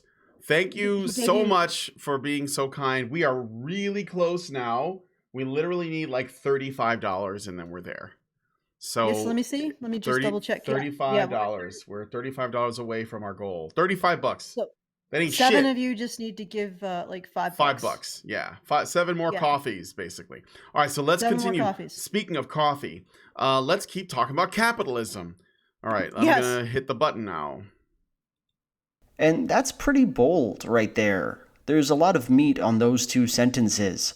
But as interesting as they are, Cassie finishes her statement with this. I'm just going to play the whole thing, even though it's a bit long. And I've believed for so long that I'm at a disadvantage for being a woman, and that I have to work harder than everyone else, and I have more to overcome, and I have more to prove. I'm just pausing for the banana. It's important to point out that Big Joel is treating this clip from the Red Pill as though it is Cassie J's final opinion after the movie was made. But it's important to point out, for those of you guys who haven't seen the movie or don't know, that these diary entries that Cassie J did, she filmed them as she was making the movie over the course of a couple of years. So her opinions were not given to her by MRAs, but rather formed over time from talking with MRAs and, essentially conducting the interviews. And she didn't actually shift her views until she was in the editing process after everything was done, and she was going back over all the footage that she had collected. So even what you might hear her say here, she probably doesn't believe this at this point. I'm pretty sure she doesn't, because I've talked with her about it. But okay, let's continue, just so you guys know. Just because of my gender. But the MRAs are saying that this is all a lie, and that guys are actually the ones that are disadvantaged and discriminated against. And actually, the more I learn from him, the more I think, thank God I wasn't born a guy. Because I don't think that the expectations on men is good or healthy. I mean, they have so much pressure to succeed and to be strong and to stand up and protect others and to... Okay, I'm just pausing for the banana again. I also want to point out that she does at this point in the video, or at least in her sort of journey, it seems like she's making the common feminist argument, men are the ones that are, MRAs are making the claim that men are the ones that are disadvantaged and oppressed or whatever. Obviously, it's not true. That's not a claim that any MRA that I know of tries to make.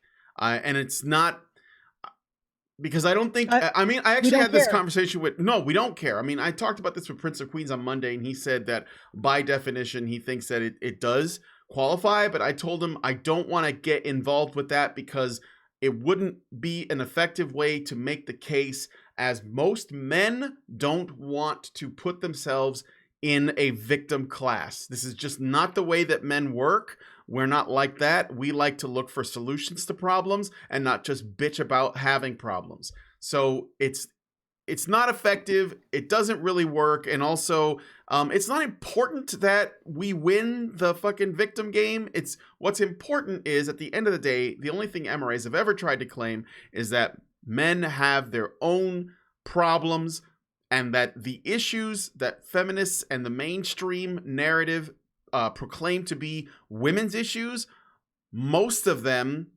are not gendered issues at all. They are simply issues that both men and women face, and the scale of them has been distorted and twisted and so on. And so we're not looking at the whole picture, is basically, at the end of the day, the real statement here. So well, let me put it this way. I'm going to put it even more bluntly.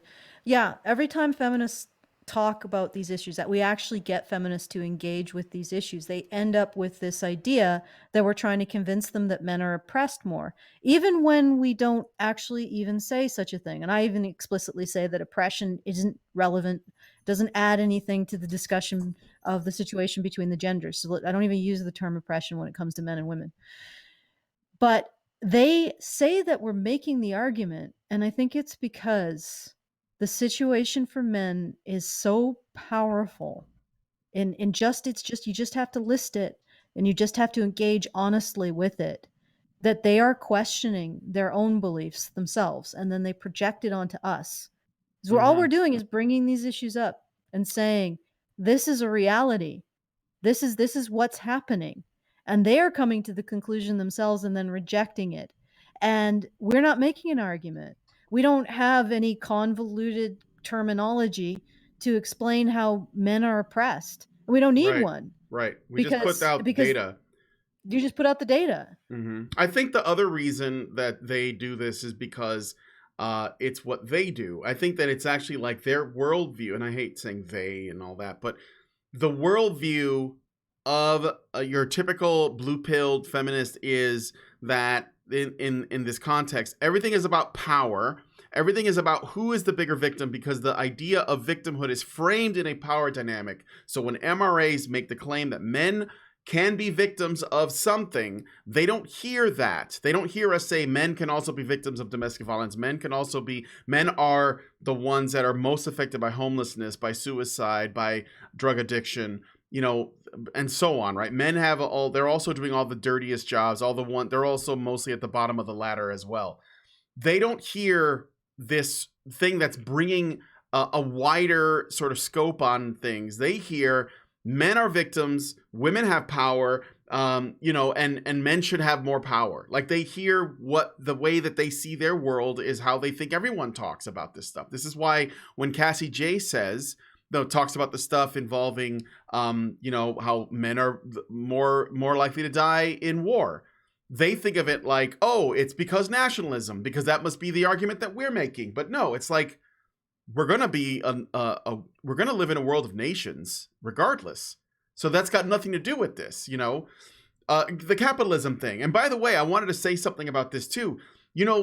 As we were just saying that, the capitalist, cis, heteronormative patriarchy, nationalist, white supremacist patriarchy, whatever, is an emergent property of the way things are. It's also, especially with nationalism and capitalism, that is something that is a way in which men cooperated to try to live in a society where we weren't killing each other, because that's the only way you get capitalism as a predominant way of doing things. If you want to trade resources with people in a world where everything is finite, then the only way to do it is to do it in a cooperative way. And surprise, surprise, men are really good at cooperation.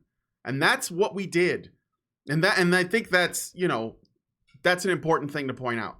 So yeah, when they look at capitalism, they don't see all of the systems of cooperation that underlie capitalism. Yeah. And all they see is the competition over, well, it's basically like a sport. It's over a number, and that you don't see CEOs ripping each other's faces off for yeah, right. Exactly. And they do it and it works out for everybody. So, and this is the best way for nonviolent, resource exchange. It's the only way. So I usually stump like a communist by asking them, it took millennia for us to fight for the right for an income from our labor. So what you're saying is you want to take away our right to get an income from our labor. How do you square that circle? How do you say that what you're doing is ethical? Because I don't want to give up my right for an income from my labor. Yeah. How like that's a hard fought right there. I don't think we should just be squandering that right. For sure. But anyway, let's finish this because we have we've heard like maybe 30 seconds of him talking. Yeah, we will. I should probably read the super chats real quick. So Black Knight Fool gives us $5 Canadian and says, "You got Karen." I know you meant to say "you got it, Karen," I think. Please proofread, because these things sound weird if I read them verbatim.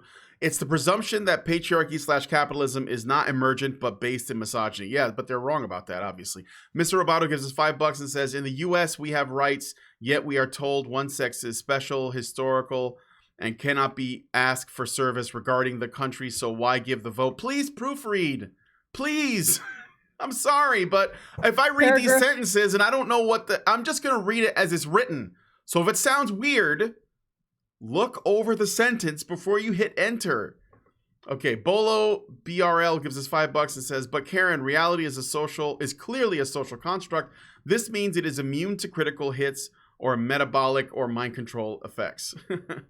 Darth Sonic gives us $5 and says, "What exactly is Kathy's current position on the issues here?" You mean Cassie. And I kind of disagree with you. For another $5, he says, "It seems to be a bit dishonest to not acknowledge the objective reality that men are a victim of certain institutions more so than women." Then goes on for another $5 to say, "There's a difference between acknowledging objective victimhood and adopting a victim identity. Men are victims, but it doesn't define us." I mean, like, I'll go along with that, you know, there are instances where men can be victims. My point is not that men can't be victims, because I acknowledge they can, and then there are things that hurt them more.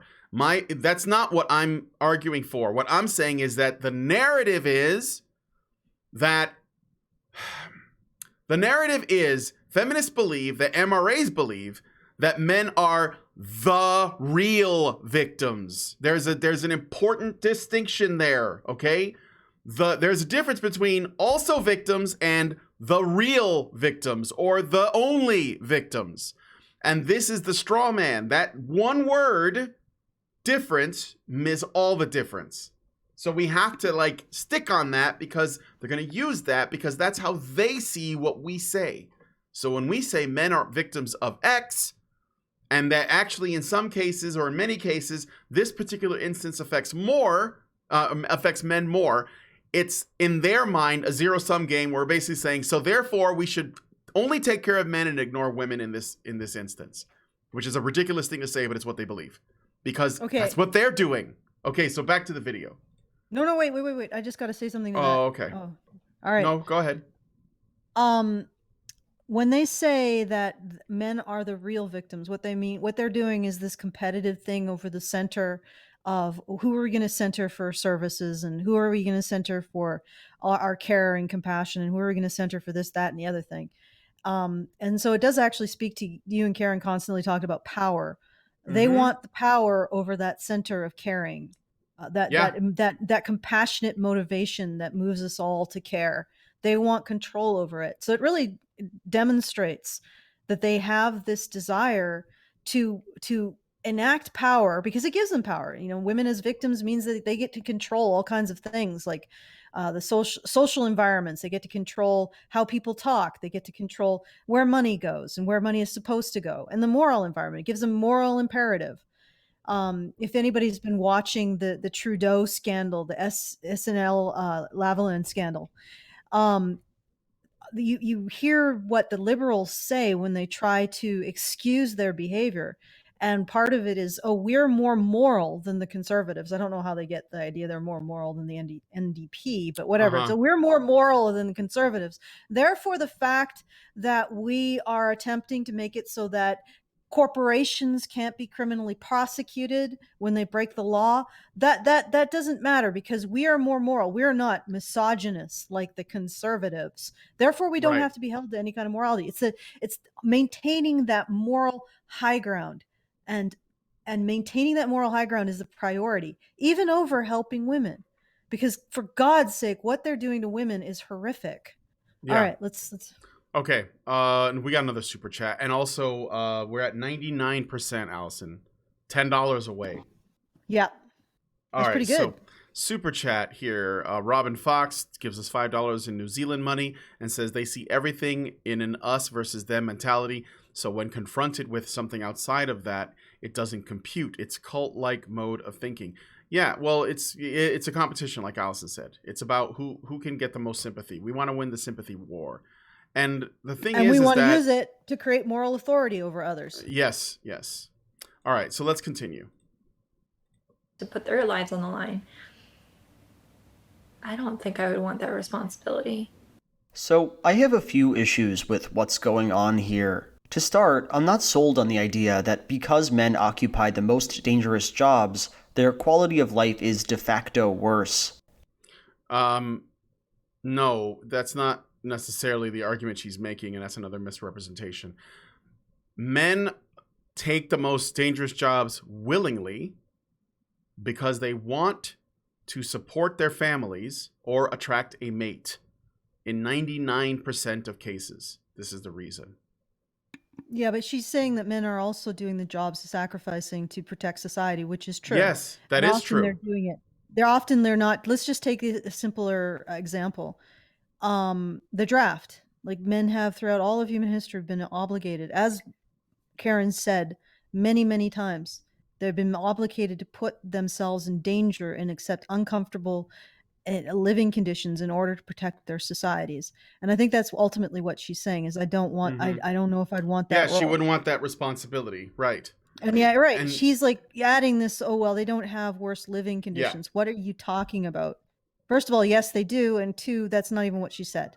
right, let's- exactly. Okay. She says she wouldn't want to take on the responsibilities or obligations of maleness. And there, it seems like she's comparing herself, a white, well-to-do artist without children, to poor working-class men, and saying, I'd rather be me than be one of those guys. Actually, you idiot. Yeah. She compared herself to her now husband at some point. Like, Yeah, and she compared herself to a man of her status and position and said, I wouldn't want that obligation. he's making the racism argument now. Essentially, he said, she is a white, well-to-do woman comparing herself to poor working-class men. I'm sorry about my dog. And that's exactly, and what do you guys do as feminists? You take white, wealthy men and compare them to poor black women. And then you say, this is a meaningful comparison. And this is actually demonstrating gender. You don't compare wealthy white men to wealthy white women. You compare, and that's because you're trying to buttress and increase the idea of female victimhood. Because if you did an apple to apple comparison, we would be less inclined to believe that you're accurate. So what you do is you connect all minority issues into women's issues to buttress the idea that women are the ultimate victims of everything. And in the process, by the way, you destroy minority communities. But that doesn't matter because you're getting what you want out of them, like any other frickin' colonialists. All right. So we're at 107%. Oh, wow. Thanks. Yeah. What? Yeah, we When did that happen? we hit our goal while we were talking about this clip from Cassie J where this guy... Well, we should probably let him finish his thought then. All right, we'll let him finish his thought. He doesn't have access to thoughts, Alison. While I am happy that Jay seemingly lives a pleasant, unburdened life, it's a bit strange that she seems to extend that sentiment to all womanhood. More now than ever before, women also have to work in order to sustain their families. And yeah, that's because of feminism, dickwad. They started essentially saying that women should work, and the government was okay with it because why not double the workforce? And now you have we're living at a time where we have to because, well, there's a number of reasons for it, but feminism definitely played a role. So thank you, buddy. And I think the condition. Well, but the other thing is that women still aren't doing as much. Like they're still not paying as much in taxes, but get more in terms of tax. Okay, let's find out what he's going to say. All right.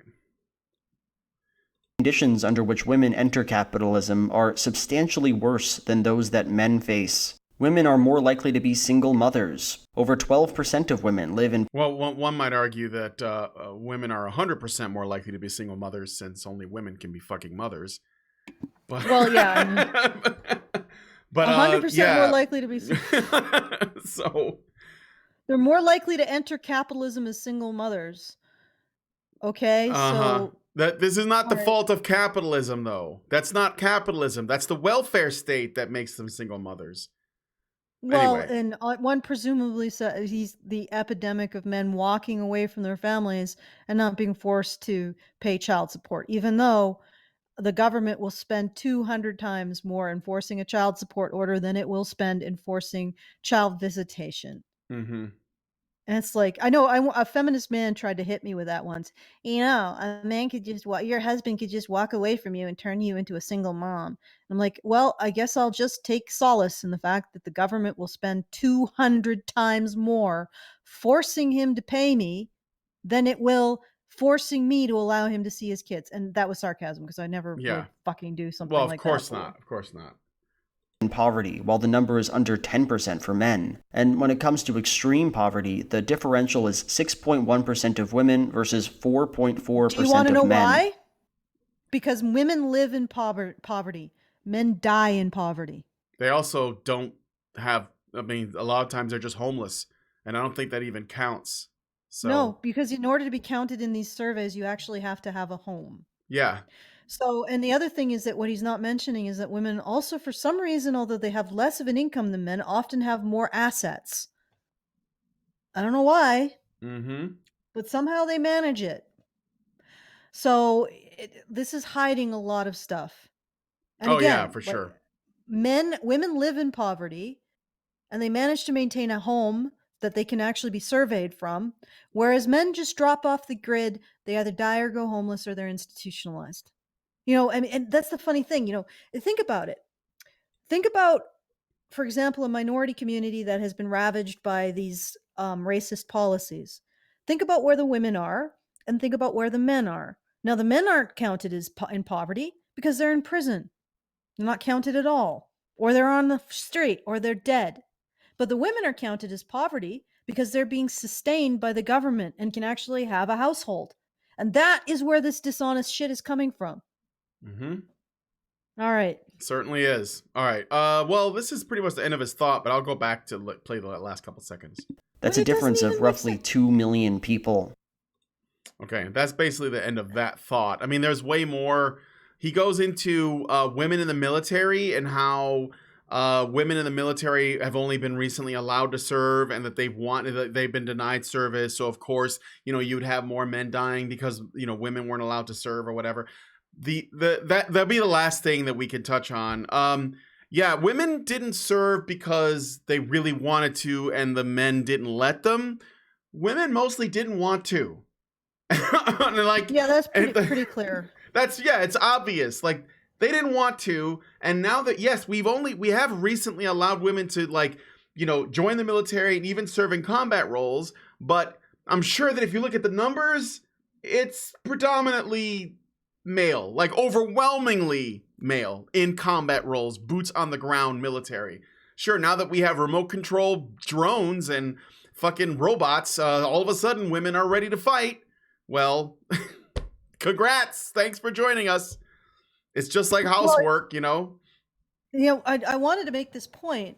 Mm-hmm. Now that we are wealthy enough to afford posses in the form of cops and paid firefighters or volunteer fighter or mostly paid firefighters, and all of these other essential services that men used to have to be conscripted to do and got a say in because of that, we suddenly see a resurged interest in women having access to government.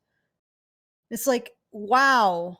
I mean, a lot of people really freaking hate me. They think I hate women, but that really pisses me off. It really pisses me off. It pisses me off that women didn't want access to these things until we got wealthy enough to outsource all of the costs of citizenship on someone else. Like some poor fucker who wants to be an American citizen, so they'll go die in one of our or one of your guys' proxy wars in the Middle East. Let's outsource it onto the rest of the world, and then we can afford female franchise. Oh Yeah. God, and it just burns me up, and that's what pisses me off.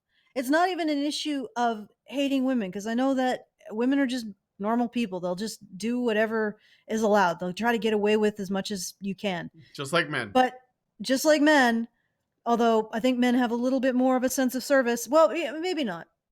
But there's just the fact that this was allowed and women allowed it. Mm-hmm. I mean, at what point do you rise above your base instincts and say, nope, this is unacceptable? Either women don't deserve the vote, or they deserve all of the expectations and responsibilities of citizenship. And what a surprise that once we can outsource and pay for most of them, women suddenly are interested in it. What a surprise. You want to know how many women are currently serving in the military? In the Army, almost 800 are serving in infantry, cavalry, and fire support across 5 divisions. 800 out of how many? I don't know. It's so few that they can't even gather data that's of any use in terms of studying their how well it's working out, because there's too few women. So let's see. Number of soldiers. I'm just gonna look it up. Number of soldiers in the U.S. Army. How many do you think there is? 1,000,000 1,356,929 active, with another 811,000 reserve, and of that, 800 are women. This is when you actually allow them to join at will. It's less than, what is that, like 1%? I think it's more like 20% in the army. Like the total enrollment. I'm wondering where are you getting this 800 from? I just did a search for the most recent articles or data that talked about women in the military. Well, but anyway, it's less than 50%. That's a lot. So yeah, less. there isn't a hell of a lot of volunteerism spirit in the being evinced by women. And you know what? It's not. I'm not like shitting on that, because like, of course not. Like, it's really risky and it's dangerous, and also there's probably a lot of women that try and only a few that get in, because they have to pass all the physical education tests, and all that. So the ones that make it, more power to you. I'm glad for you, whatever. Because there's a lot of men that don't get into the military for health reasons as well. So this isn't about gender stuff, but I think it really comes down to there are very few women that want to do it, very few, and there are even fewer that actually are good enough to do it. And that's just the way it works, right? If we want our military to be effective, that's how it has to be. So when Big Joel tries to make the case that women have been essentially like getting into the military is some kind of privilege, is how he sort of frames it, while at the same time denouncing nationalism and military propaganda. I don't know how that works.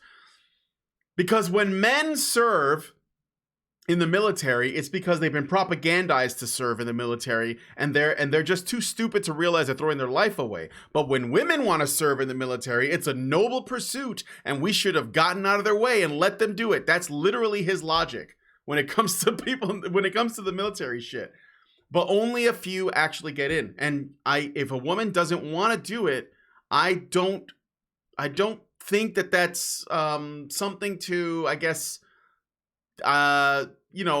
use against her. I wouldn't criticize or judge anyone for that, because I think that it takes a special kind of person to want to go and essentially die for your country. So I mean, yeah, okay, but to the idea that he's trying to put forward that men all dying in wars is only the case because women weren't allowed to do it, it's really stupid, because he's also kind of saying, well, if women were allowed to fight in wars and we didn't prevent them from entering, then more of them would have also died for us. And I don't think MRAs want that per se, like women to die, but it's just like acknowledging that this happens, so. All right. Okay, so I should probably thank some people. Do we have any more super chats? Let me look, and we're at 108% now, so we're going over. Okay. Thanks so much, guys. But yeah, I think we do. No, I don't have any more super chats. So you go ahead and give your final thank yous. DJ T. I'm just gonna put the first letter of your last name. DJ T gives us $25. So thank you. No, wait. Oh yes, I missed. No. Okay. And Paul Mills gives us $25. So thank you, Paul. Remy gives us another 50, probably so that he could tell that he can be the one who gave the most. I understand your essential spirit there, Remy. Excalibur Summerblade gives us $5. So thank you, Excalibur. And yes, Remy, you are definitely the one who gave the most. So you have won this fundraiser. He's a little competitive. I was muted for a second. Go ahead. Yeah, no, I was just saying that Remy can be competitive, but that's okay because it's okay. So do we want to listen to one more of his hot takes? Try to get through it. I know that he goes forever. Yeah, I mean, there's more to it, but I guess I could jump ahead a little bit. I go to suicide. I'm gonna jump ahead. This is a pretty good one too. So we're talking about suicide, okay? I'm jumping past this bit, but here we go. Starts with a criticism of society, substitutes that for a criticism of feminism, and then never really comes back to that society angle. And in theory, that could be fine. There's nothing inherently wrong with criticizing the left or criticizing feminism. The only problem is that the progressive movements that the film takes issue with are really just not the enemy here. Oh, yes, they are. What? Yeah, but I'm that's sure not... what happened is she described society, and then she said feminism doesn't describe society accurately. And then he's like, well, it's fine to criticize feminism, but all criticisms of feminism are invalid. Yeah, Oh, I guess you can this. do that, but they're not the enemy here, guys. Yeah, no, it's he's definitely running cover she's for back. them. Oh, Karen's back. Yeah, I'm back, and I'm wondering where the fuck I stepped into this conversation. This is like one of those conversations that you're just like, I just want to turn around and leave because I don't even know what the fuck. Oh, Well- we're gonna get to something good here. I'm gonna go ahead and play this next bit, okay? Okay. All right. First, male suicidality. Paul Elam says at one point that men are 4 times more likely to kill themselves than are women. 4 of 5 suicides are men. He throws that out there without any added information. To him, it's just another way that men have it worse, which can be used to prove feminism's stupid. But why do men kill themselves more? Well, the consensus seems to be that male suicide rates are higher because men choose more lethal methods, most commonly guns. Fuck you! Fuck you! Fuck you! Fuck you! Fuck you! Why do men choose more lethal methods? Why do they do that? Why do they do that? Maybe because they are serious about it. Maybe because they see no way out of their situation.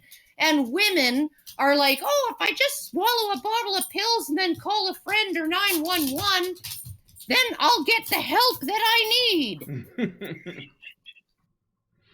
Yeah. Let me finish the clip, and I know. Trust me. Angry. Suicide is generally a very spontaneous act. If a convenient method isn't available, a lot of people won't do it at all. Because of that, it's reasonable to think that if we limited the number of guns in people's homes, they would commit suicide less. And the statistics seem to bear out on this one. Does that hold true for women? Does that hold true for women who swallow bottles of pills?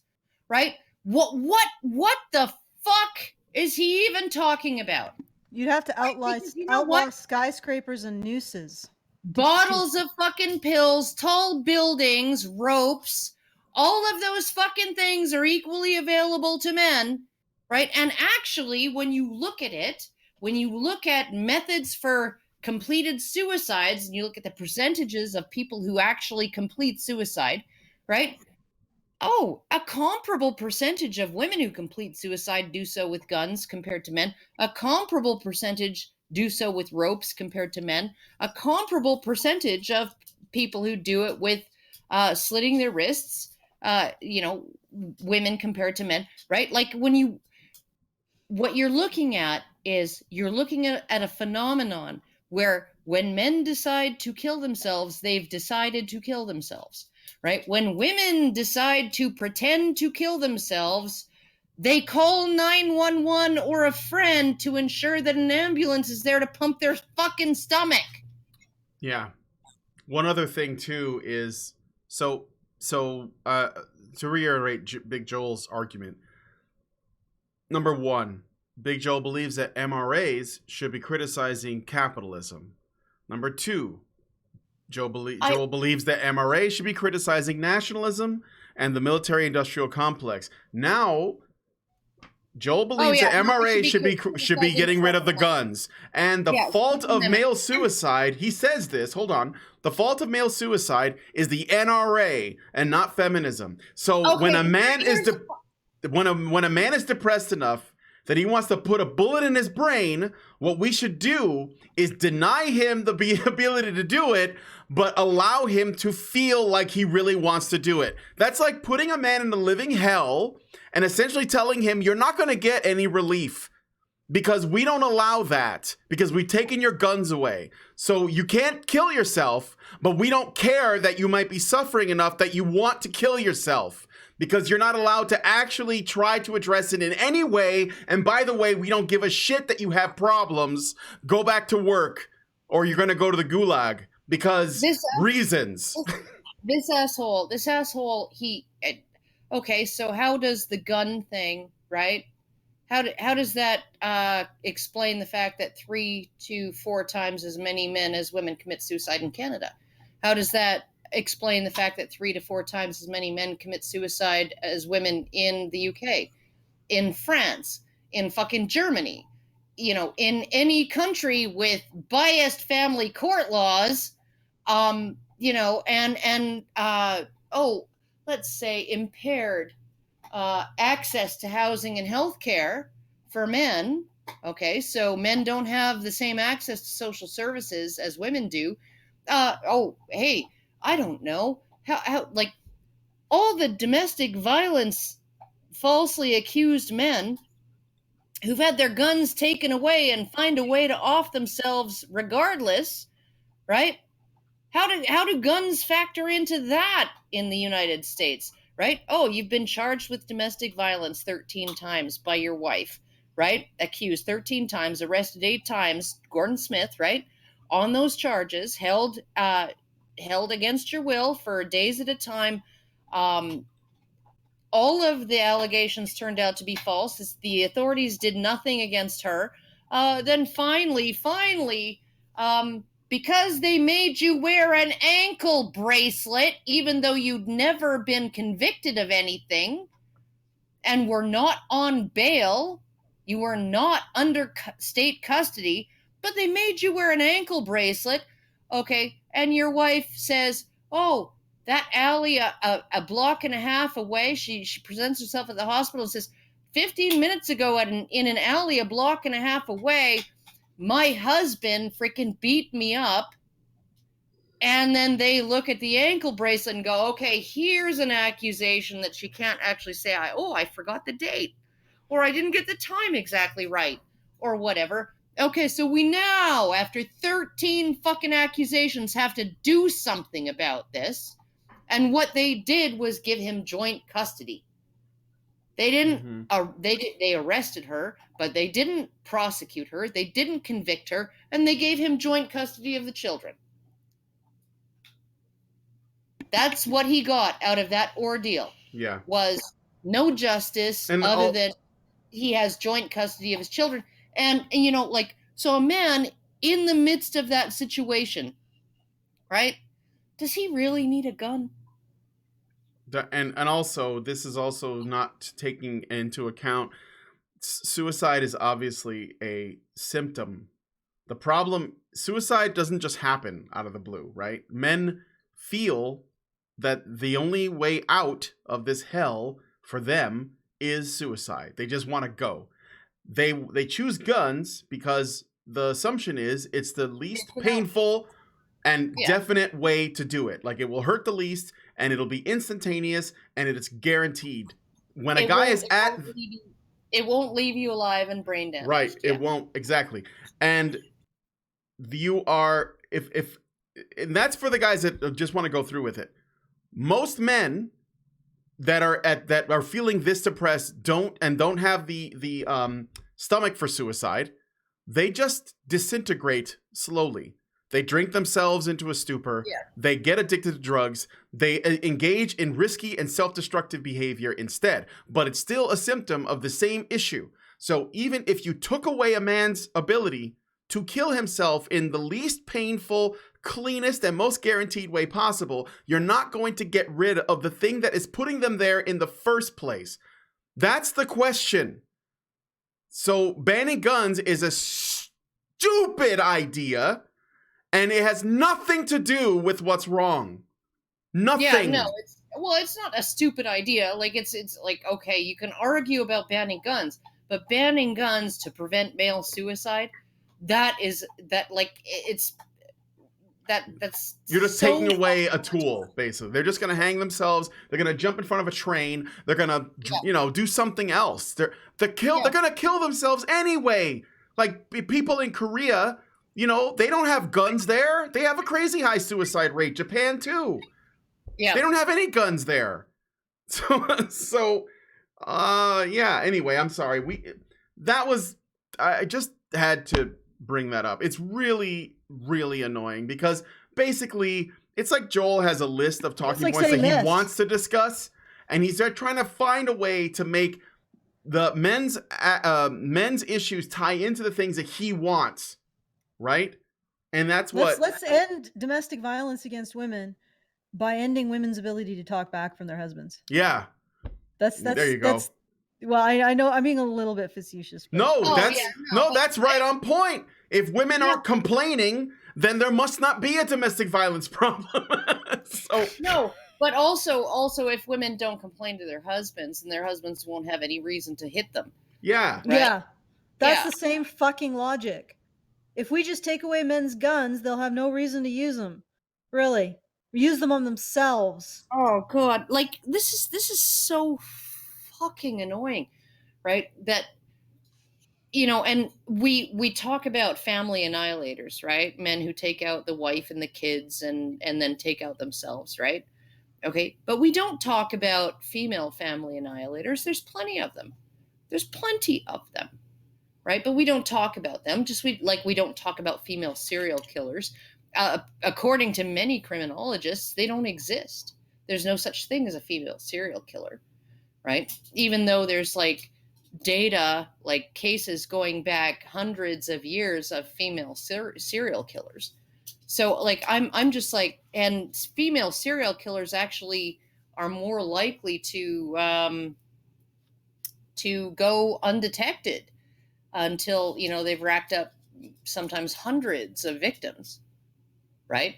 Because they don't leave obviously murdered bodies in their wake, right? But they get off on killing people, right? They just don't want to be detected, right? We have a female serial They're more killer. predatory.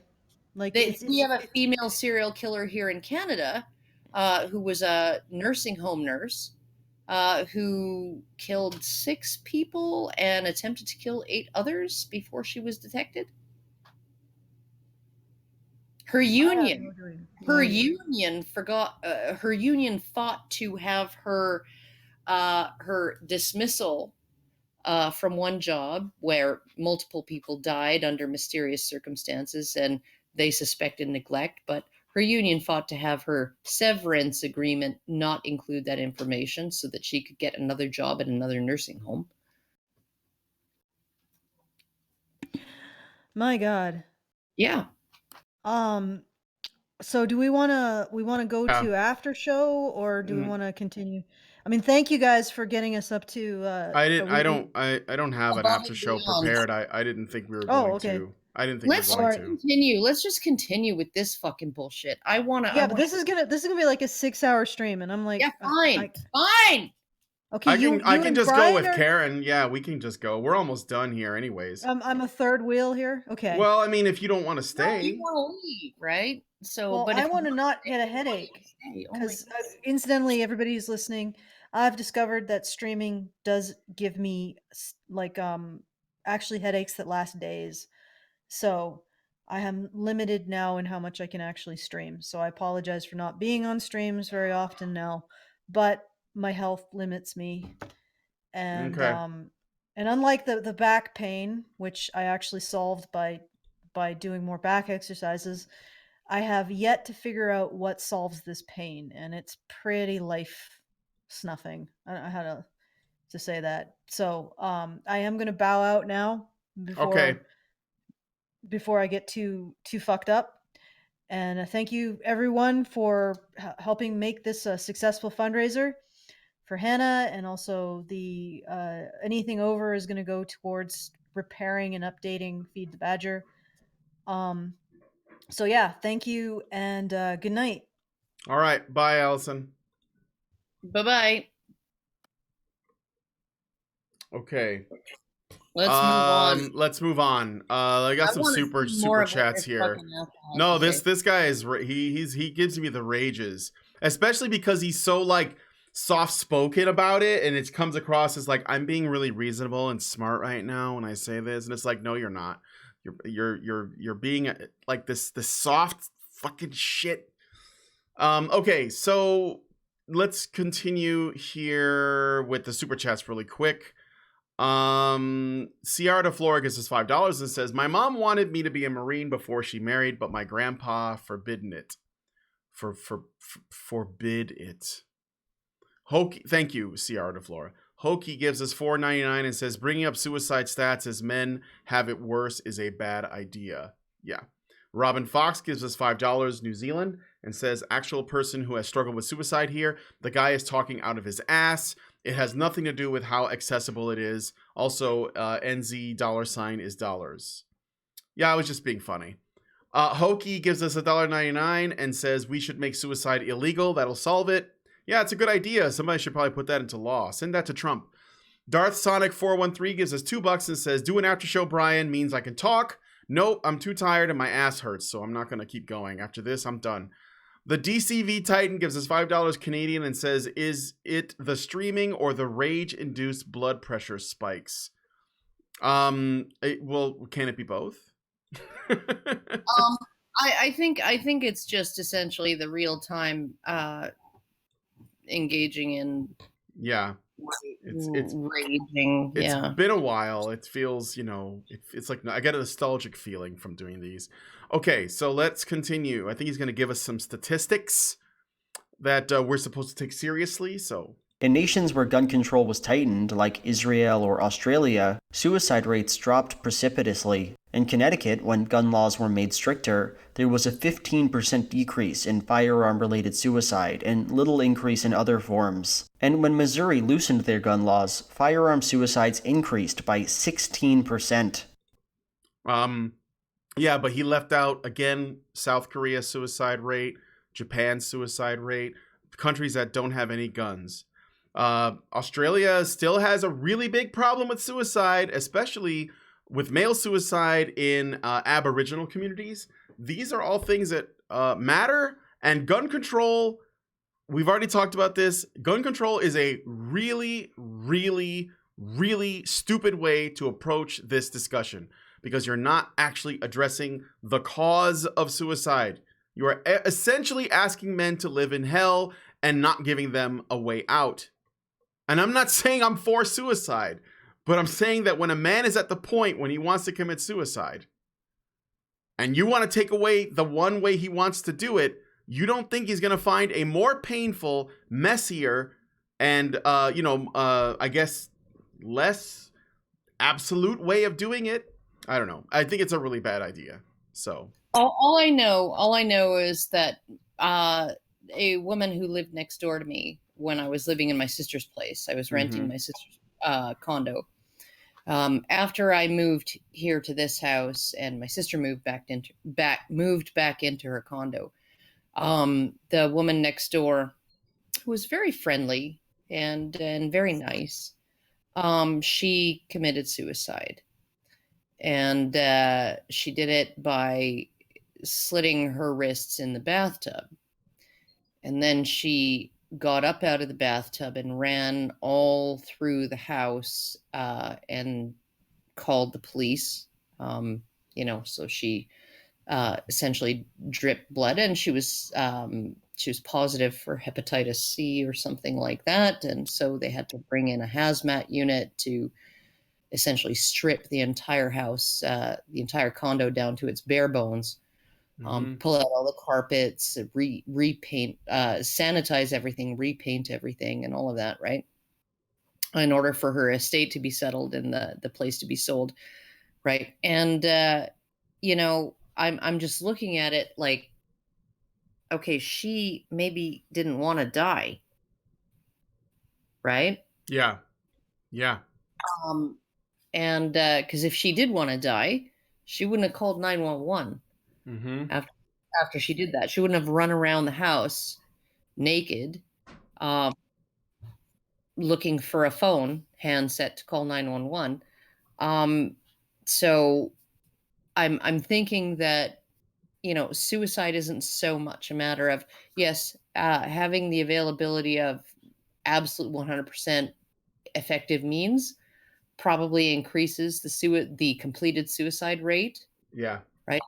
But not by that much. Yeah, and it doesn't get to the core of it. So no, it's just like, yeah, tough, suffer. Don't commit suicide, though. We took away your guns. It's so annoying. All right, well, let's move on. I'm not saying here that if we did a better job at regulating guns, there would be no suicide problem. But I think the question has to be asked. Which movement causes more American men to die by their own hands? The NRA or the left and feminism? The left and feminism is easy. Yeah, no, I think that there are a lot of NRA members who would not consider taking their own lives if they had shared physical custody of their children after divorce. They would probably, I know that the darkest moments of the man that I'm with right now, my fiance, I guess, the darkest moments of his life, the times that he sat on a bridge, were not because his common law spouse left him. It was because she had cut off his access to his daughter. Yeah, of course. It's almost like the real problem is that there isn't we don't have anything to help men that are suffering. We have all these other problems, and they are a trickle down. We have plenty of help. We have men's groups that, Oh pass yeah, the right. They take around. men out to the woods and they camp and howl like wolves, and they talk they about bend how they're knees. going to be better husbands when their wives beat them. Yeah, I know about those groups. No, and it's just like I'm sorry, but that's just not a solution. The solution is something legislative. Like, no fucking feminist would have tolerated the idea that that Michael Mesner put forth in the Red Pill movie, which is, when men take on their fair share of the hands-on caring roles. Yeah. Oh yeah, Right? Michael Mesner said that. Okay, yeah. Okay. Yeah, and then we're gonna see more equitable child custody arrangements, right? It'll just it'll just work itself out. Nobody, the feminists in the 1960s would never have said, "Oh well, women en masse start to really perform at work to the level that men do in terms of productivity, then equal pay will just happen." No, they wanted a legislative solution. And who's standing in obstruction of legislative solutions for parenting after divorce and fathers' rights, including unmarried fathers' rights? Who's doing that? I don't know. Well, It's on the tip of my tongue. I can't. yeah, it starts with F. I can't think of it. Yeah. I don't know. It's probably some group that doesn't actually have any power because they're the underdogs. They only wish they had the kind of power that we think they do. Yeah. Okay. Moving on. It seems like the answer is the former. So why does the movie target the latter? Why does Paul Elam say this? 4 of 5 suicides are men. And then claim that this guy is the best president since Abraham Lincoln. This is a tweet for people who might be listening that Paul, it's not a tweet, it might be a Facebook post, but something that Paul wrote. He writes, 6 months into his administration, he's already the best president since Lincoln. And I don't say that from a political perspective. I say it as a men's advocate. Donald Trump is doing more for men's mental health than Sigmund Freud could have ever dreamed. Now, of course, Big Joel puts that out there as though it's a crazy idea because Trump is pro-Second Amendment and the NRA are the real monsters here and not feminists. But Donald Trump has done a lot for men. I'm tired of trying to not defend the guy, but he has. Title IX, he's looking at free speech on college campuses. He's clawed Title IX back. He's clawed all of the Obama overreaches back. Prison reform. Prison reform. And that's gonna affect men overall. Absolutely. Yeah. So no, he's definitely done better for men than definitely better than Obama, and probably more for men in a while. Even though I'm sure that people will say this, he's not an MRA, but I don't care if he is or not. I don't give a shit. Okay, I don't care.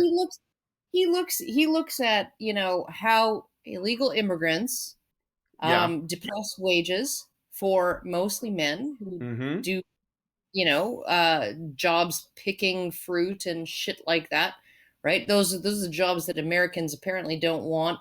I'm sorry, but there are plenty of Americans in their teens and early 20s who, like tree planting in Canada is a job held by mostly teens and early 20s people, right? Right. So it's like an entry level way into the workforce. But yeah, if it's done 100% by immigrants and who drive the wages down, no Canadian citizen, no Canadian freaking teenager right out of high school is going to want to do that, right? So you're looking at a complete depression of wages, in a stagnation of wages in the labor market, right? That disproportionately affects men because men are expected more than women to be the breadwinners. Oh, yeah. And then on top of that, especially if they want a family, and on top of that, you have this situation where he's looking at, outsourcing well-paying manufacturing jobs to other countries, and he's put a stop to that, right? He's looking at, okay, coal miners are coal miners. They're not coders, for fuck's sake. Yeah. Yeah, Also, no 50-year-old fucking coal miner who went to work in the coal mine at age 18 is going to be able to learn to code. Yeah. Right? Yeah. So, I mean, like, he's literally, he's, I don't want to say pandering, right? But he is appealing to the working class blue collar man. That is who he's getting on his side as part of his base, and he's doing a good job of it. He is. And it will affect the women in those men's lives in the positive. So in those cases, right? And also someone said in the comments, he's made the Veterans Affairs seriously address veterans' mental health. So he's done lots of good. So I'm not, there's no need to apologize for this.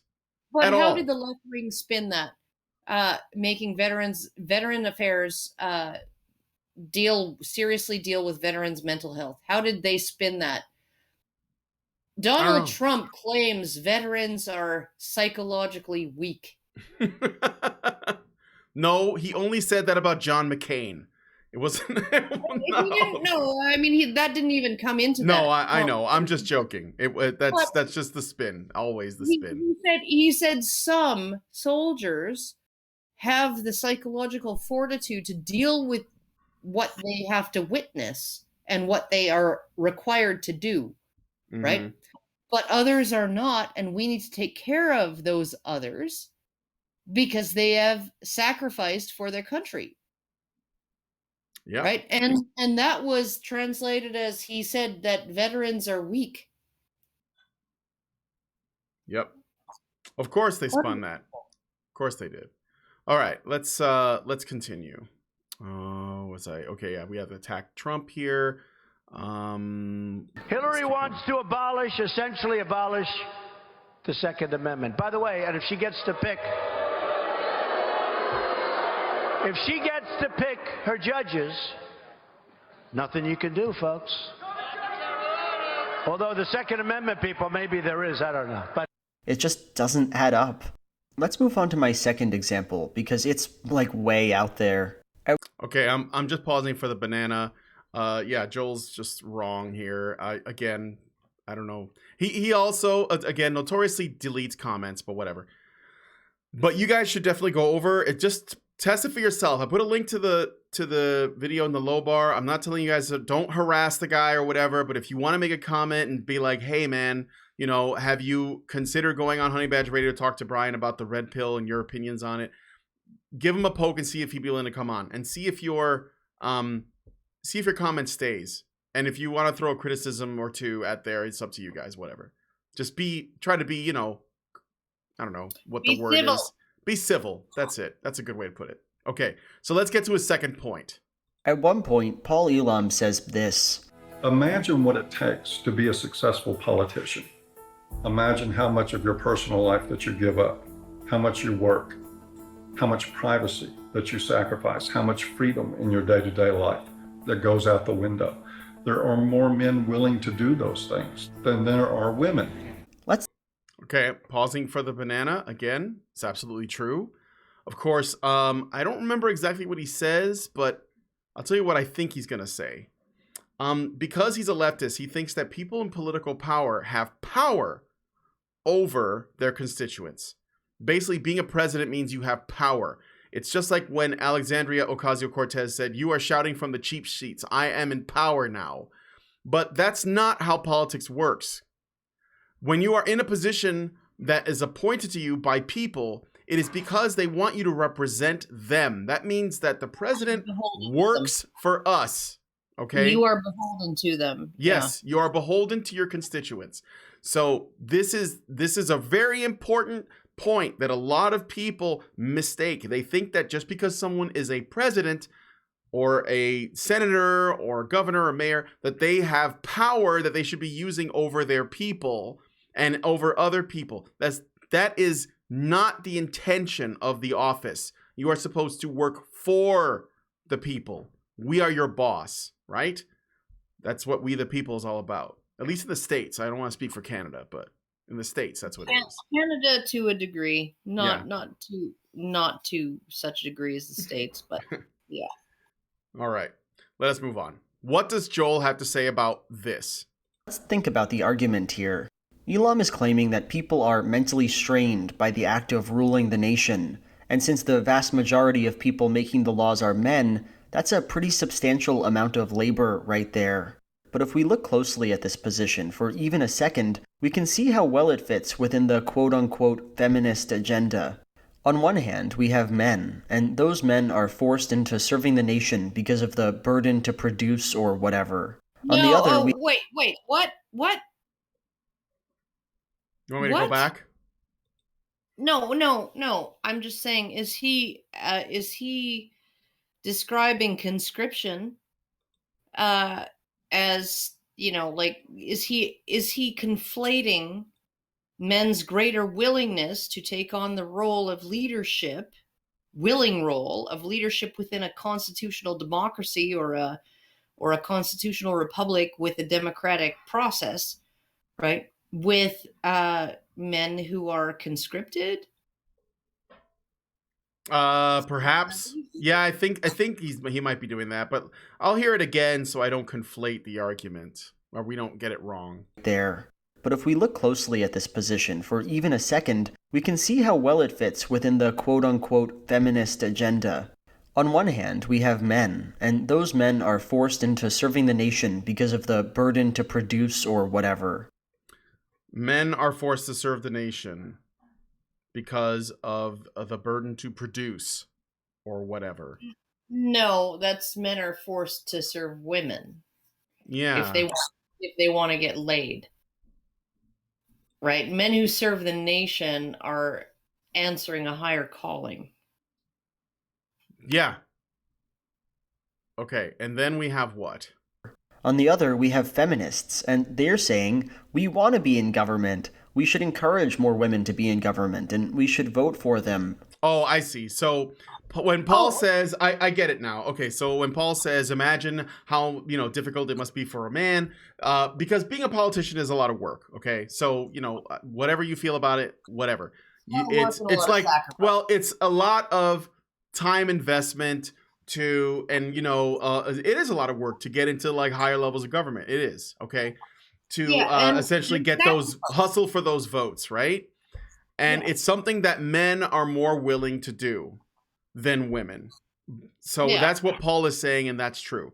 And he's and Joel here thinks that because feminists want more women in government, that is somehow something that shouldn't be, but is in opposition to what Paul is saying.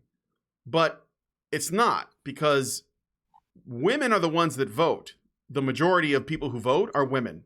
So if there aren't women getting into positions of government, it's because there aren't as many running, and that's not the fault of men's rights activists. That's not the fault of patriarchy. That's actually with all of the help that feminists are putting, with all of the lobbying and the pushing and all that they do, they still don't get that many women into positions of power because women generally don't want to do it. Well, Okay. and here's the thing too, right? Because there was a book written called "Sex as a Political Variable," right? And they went and they looked at elections at the state and federal level all the way back to like the 1960s or something like that, and they broke it down by they did apples to apples comparisons. So a female incumbent defending her seat against a male newbie, right? A male incumbent defending himself against a female newbie, people competing for an empty seat, right? All of these things, right? They broke it down and they found that there was no statistically significant difference in the likelihood of a man being elected over a woman. There it was completely freaking straight across the board equal in terms of your likelihood of being elected if you run, no matter what the circumstances are. So somebody like whatever her name is, Dianne Feinstein or whatever her name is, Maxine Waters, Nancy Pelosi. I don't know. Yeah, Maxine Waters, AOC. Nancy Pelosi, right? The veteran women, right? The older women who've been in this for like, as incumbents for years and years, decades maybe, right? They have the exact same odds of successfully defending their seat as a man in their position against any comer, male or female, right? So you're looking at a situation where sex is not a political variable other than in one's likelihood to run. Yeah. That is the only variable. Yeah, that's the main one. Yeah. Okay, let us continue. Any way you slice it, this problem can be solved with the most common sense, sort of left-leaning solution out there. More representation, more kinds of people running the country. But well, you're going to have to do this thing. Yeah. Wait, you're going to have to do this thing now that you're probably not going to like. You're going to have to tell women who they should be voting for because they're the ones that do the majority. They're the majority voting base. So they're the ones that you should be going after, not the patriarchy. I find it very interesting. Back it up. Back it up for about... Okay. Oh, yeah, that he goes to the Wendy Williams clip for that? Yeah. Yeah. That's what he's playing. That is what he's playing behind this thing. Put more women in positions of power, right? And he's playing a clip of a woman in an audience of women saying, do you think she should commit paternity fraud? Right? Do you think she should lie about birth control in order to get pregnant against her partner's consent? And everybody's applauding. Right? I'm sorry, but the fact that he's saying this, put more women in positions of power, get greater levels of representation. So what? So what's going to happen? Right? Juxtaposing that statement against this scene, right? Where it's like women acting as if there are no consequences for their actions for themselves, right? They can take unilateral action and impose consequences on other citizens, right? Yep. I'm sorry, but the fact that he placed that statement against this backdrop makes me wonder what the fuck he's smoking. Well, there's a part 2. So this was the last point that he makes is that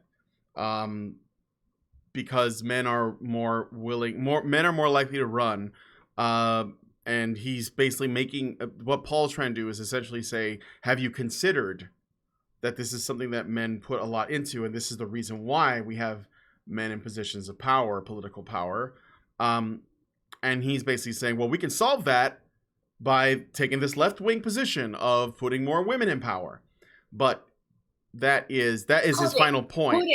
Pudding. Yeah, pudding. Pudding, right?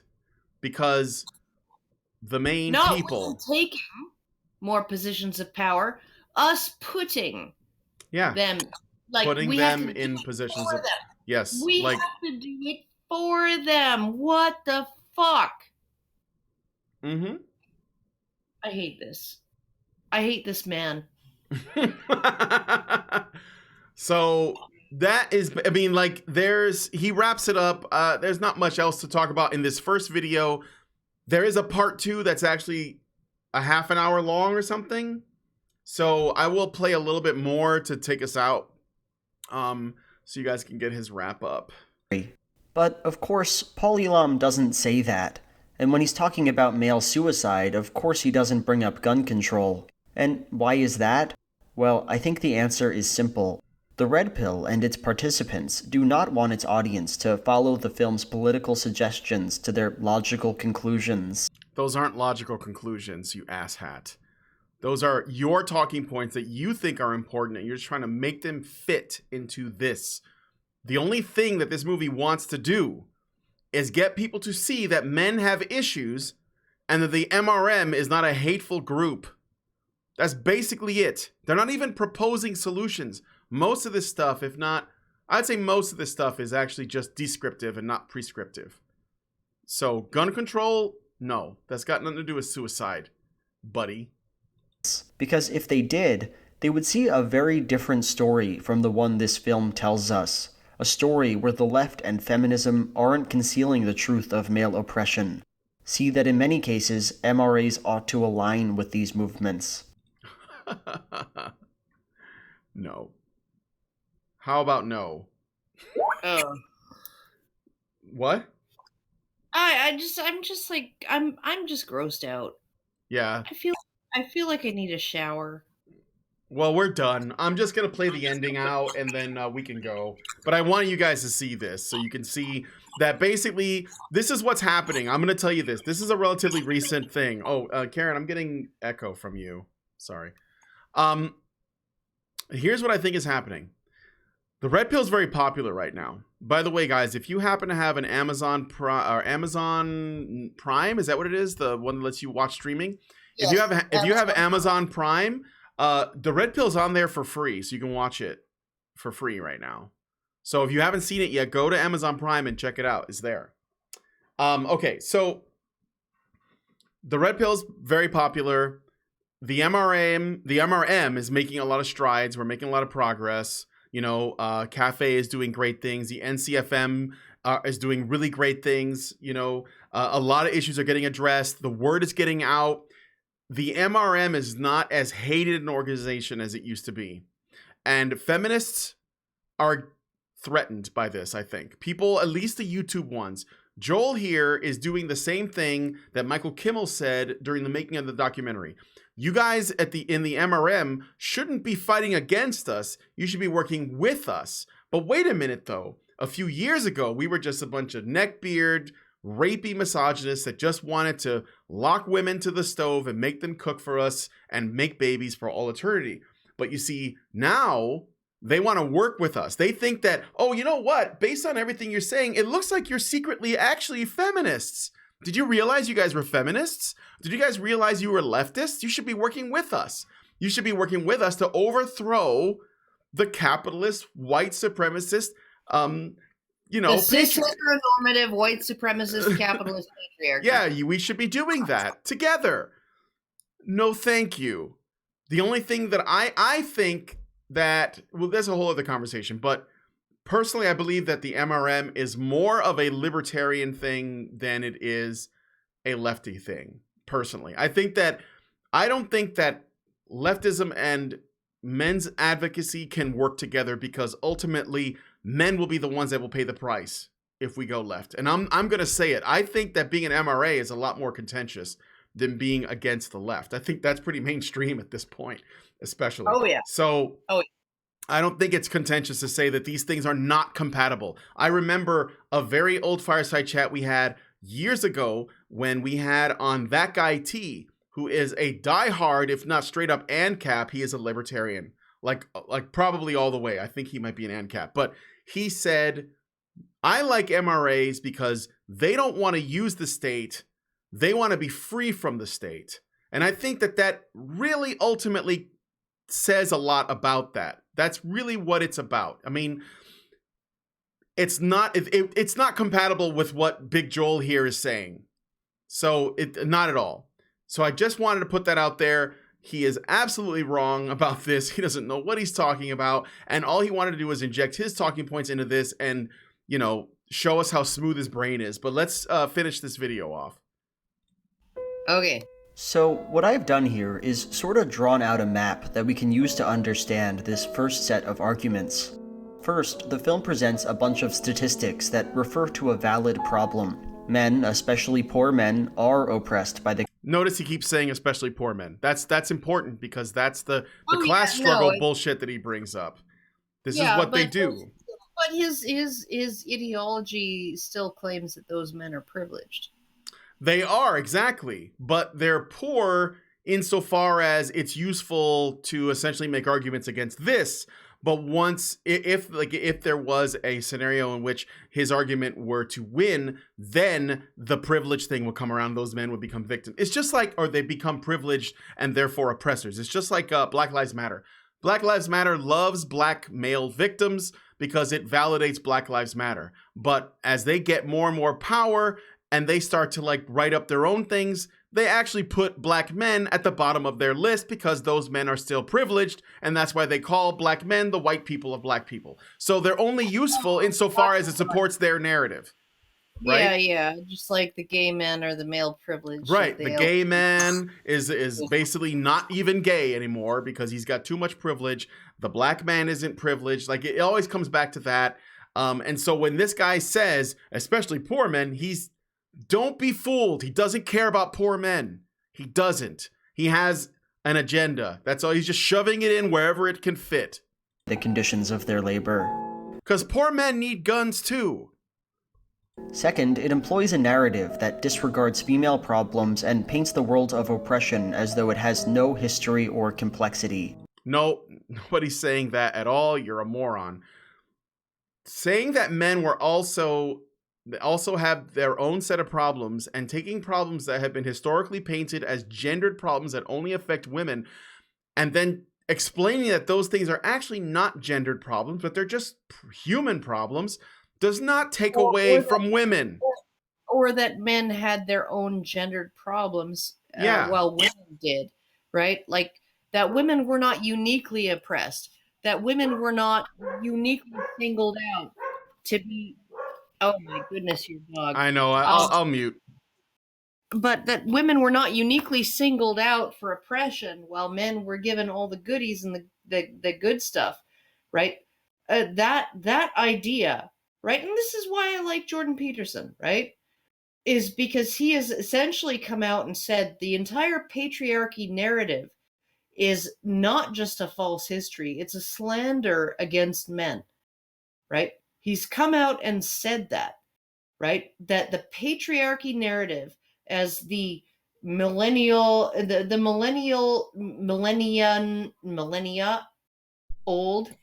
okay. Millennia old, yeah. The age old, right? Way of doing things that men held power in order to benefit themselves at the expense of women, right? And women were uniquely and uniformly oppressed by this system, right, is not just a false history. It's a slander upon men, right? And it's a dangerous, pathological mindset. Yeah. Yeah. And so, like, anybody who tells me, oh, he called MGTOW weasels, right? And I'm like, yeah, I made a response to that. And he responded to my response to that, right? And said, he walked it back and he said, that was one of the things that I actually regret having said, right? Because here's the way the system actually is. And I acknowledge that the system is actually really, really geared against men. And so I love the fact that there are some people, more and more people now, who are willing to go back to the Declaration of Sentiments and look at how that bullet point list of talking points, right, was 100% we're going to blame men, right? I love that more and more people are going back to the history of suffrage and the expansion of the franchise, right? I'm overjoyed that more and more people are willing to go back and look at how we got here, and that it's not a case that, oh, only in the last 10 years has feminism been corrupted and turned into something that's not interested in equality. It was never about equality. It was never about equality. There were always women who were like this, and there were always men who were willing to enable and help them, right? It was always a thing. It's just that feminism is most useful. Weaponizing the genders against each other is the most useful tool. That's why it persists, and that's why people forgive continuously. So let me finish the clip. Men have it worse than women do. Third, it presents this point in such a way that it can make the people who agree with the movie feel like their problems are not cared about by the mainstream. Because it's not. Men are disposable. Nobody's talking about it. They're not. Only Tucker Carlson did last year. And I'm sad that he didn't do it again this year. And the world of feminist politics seeks to hide these problems. And what's nuts is that at this point, I've only talked about... What? The world of feminist politics, I would suggest that anybody listening go to a paper, Google processes concealing gender symmetry in domestic violence, or processing. Oh yeah. Processes in explaining the concealment of gender symmetry in domestic violence. Murray Strauss with one S, Nicola Graham Kevin, Kevan, okay, and go look at that paper and see how it was that over the course of 40 or 50 years, feminists have suppressed the truth about domestic violence. The first studies that came out, we're talking Erin Pitsey.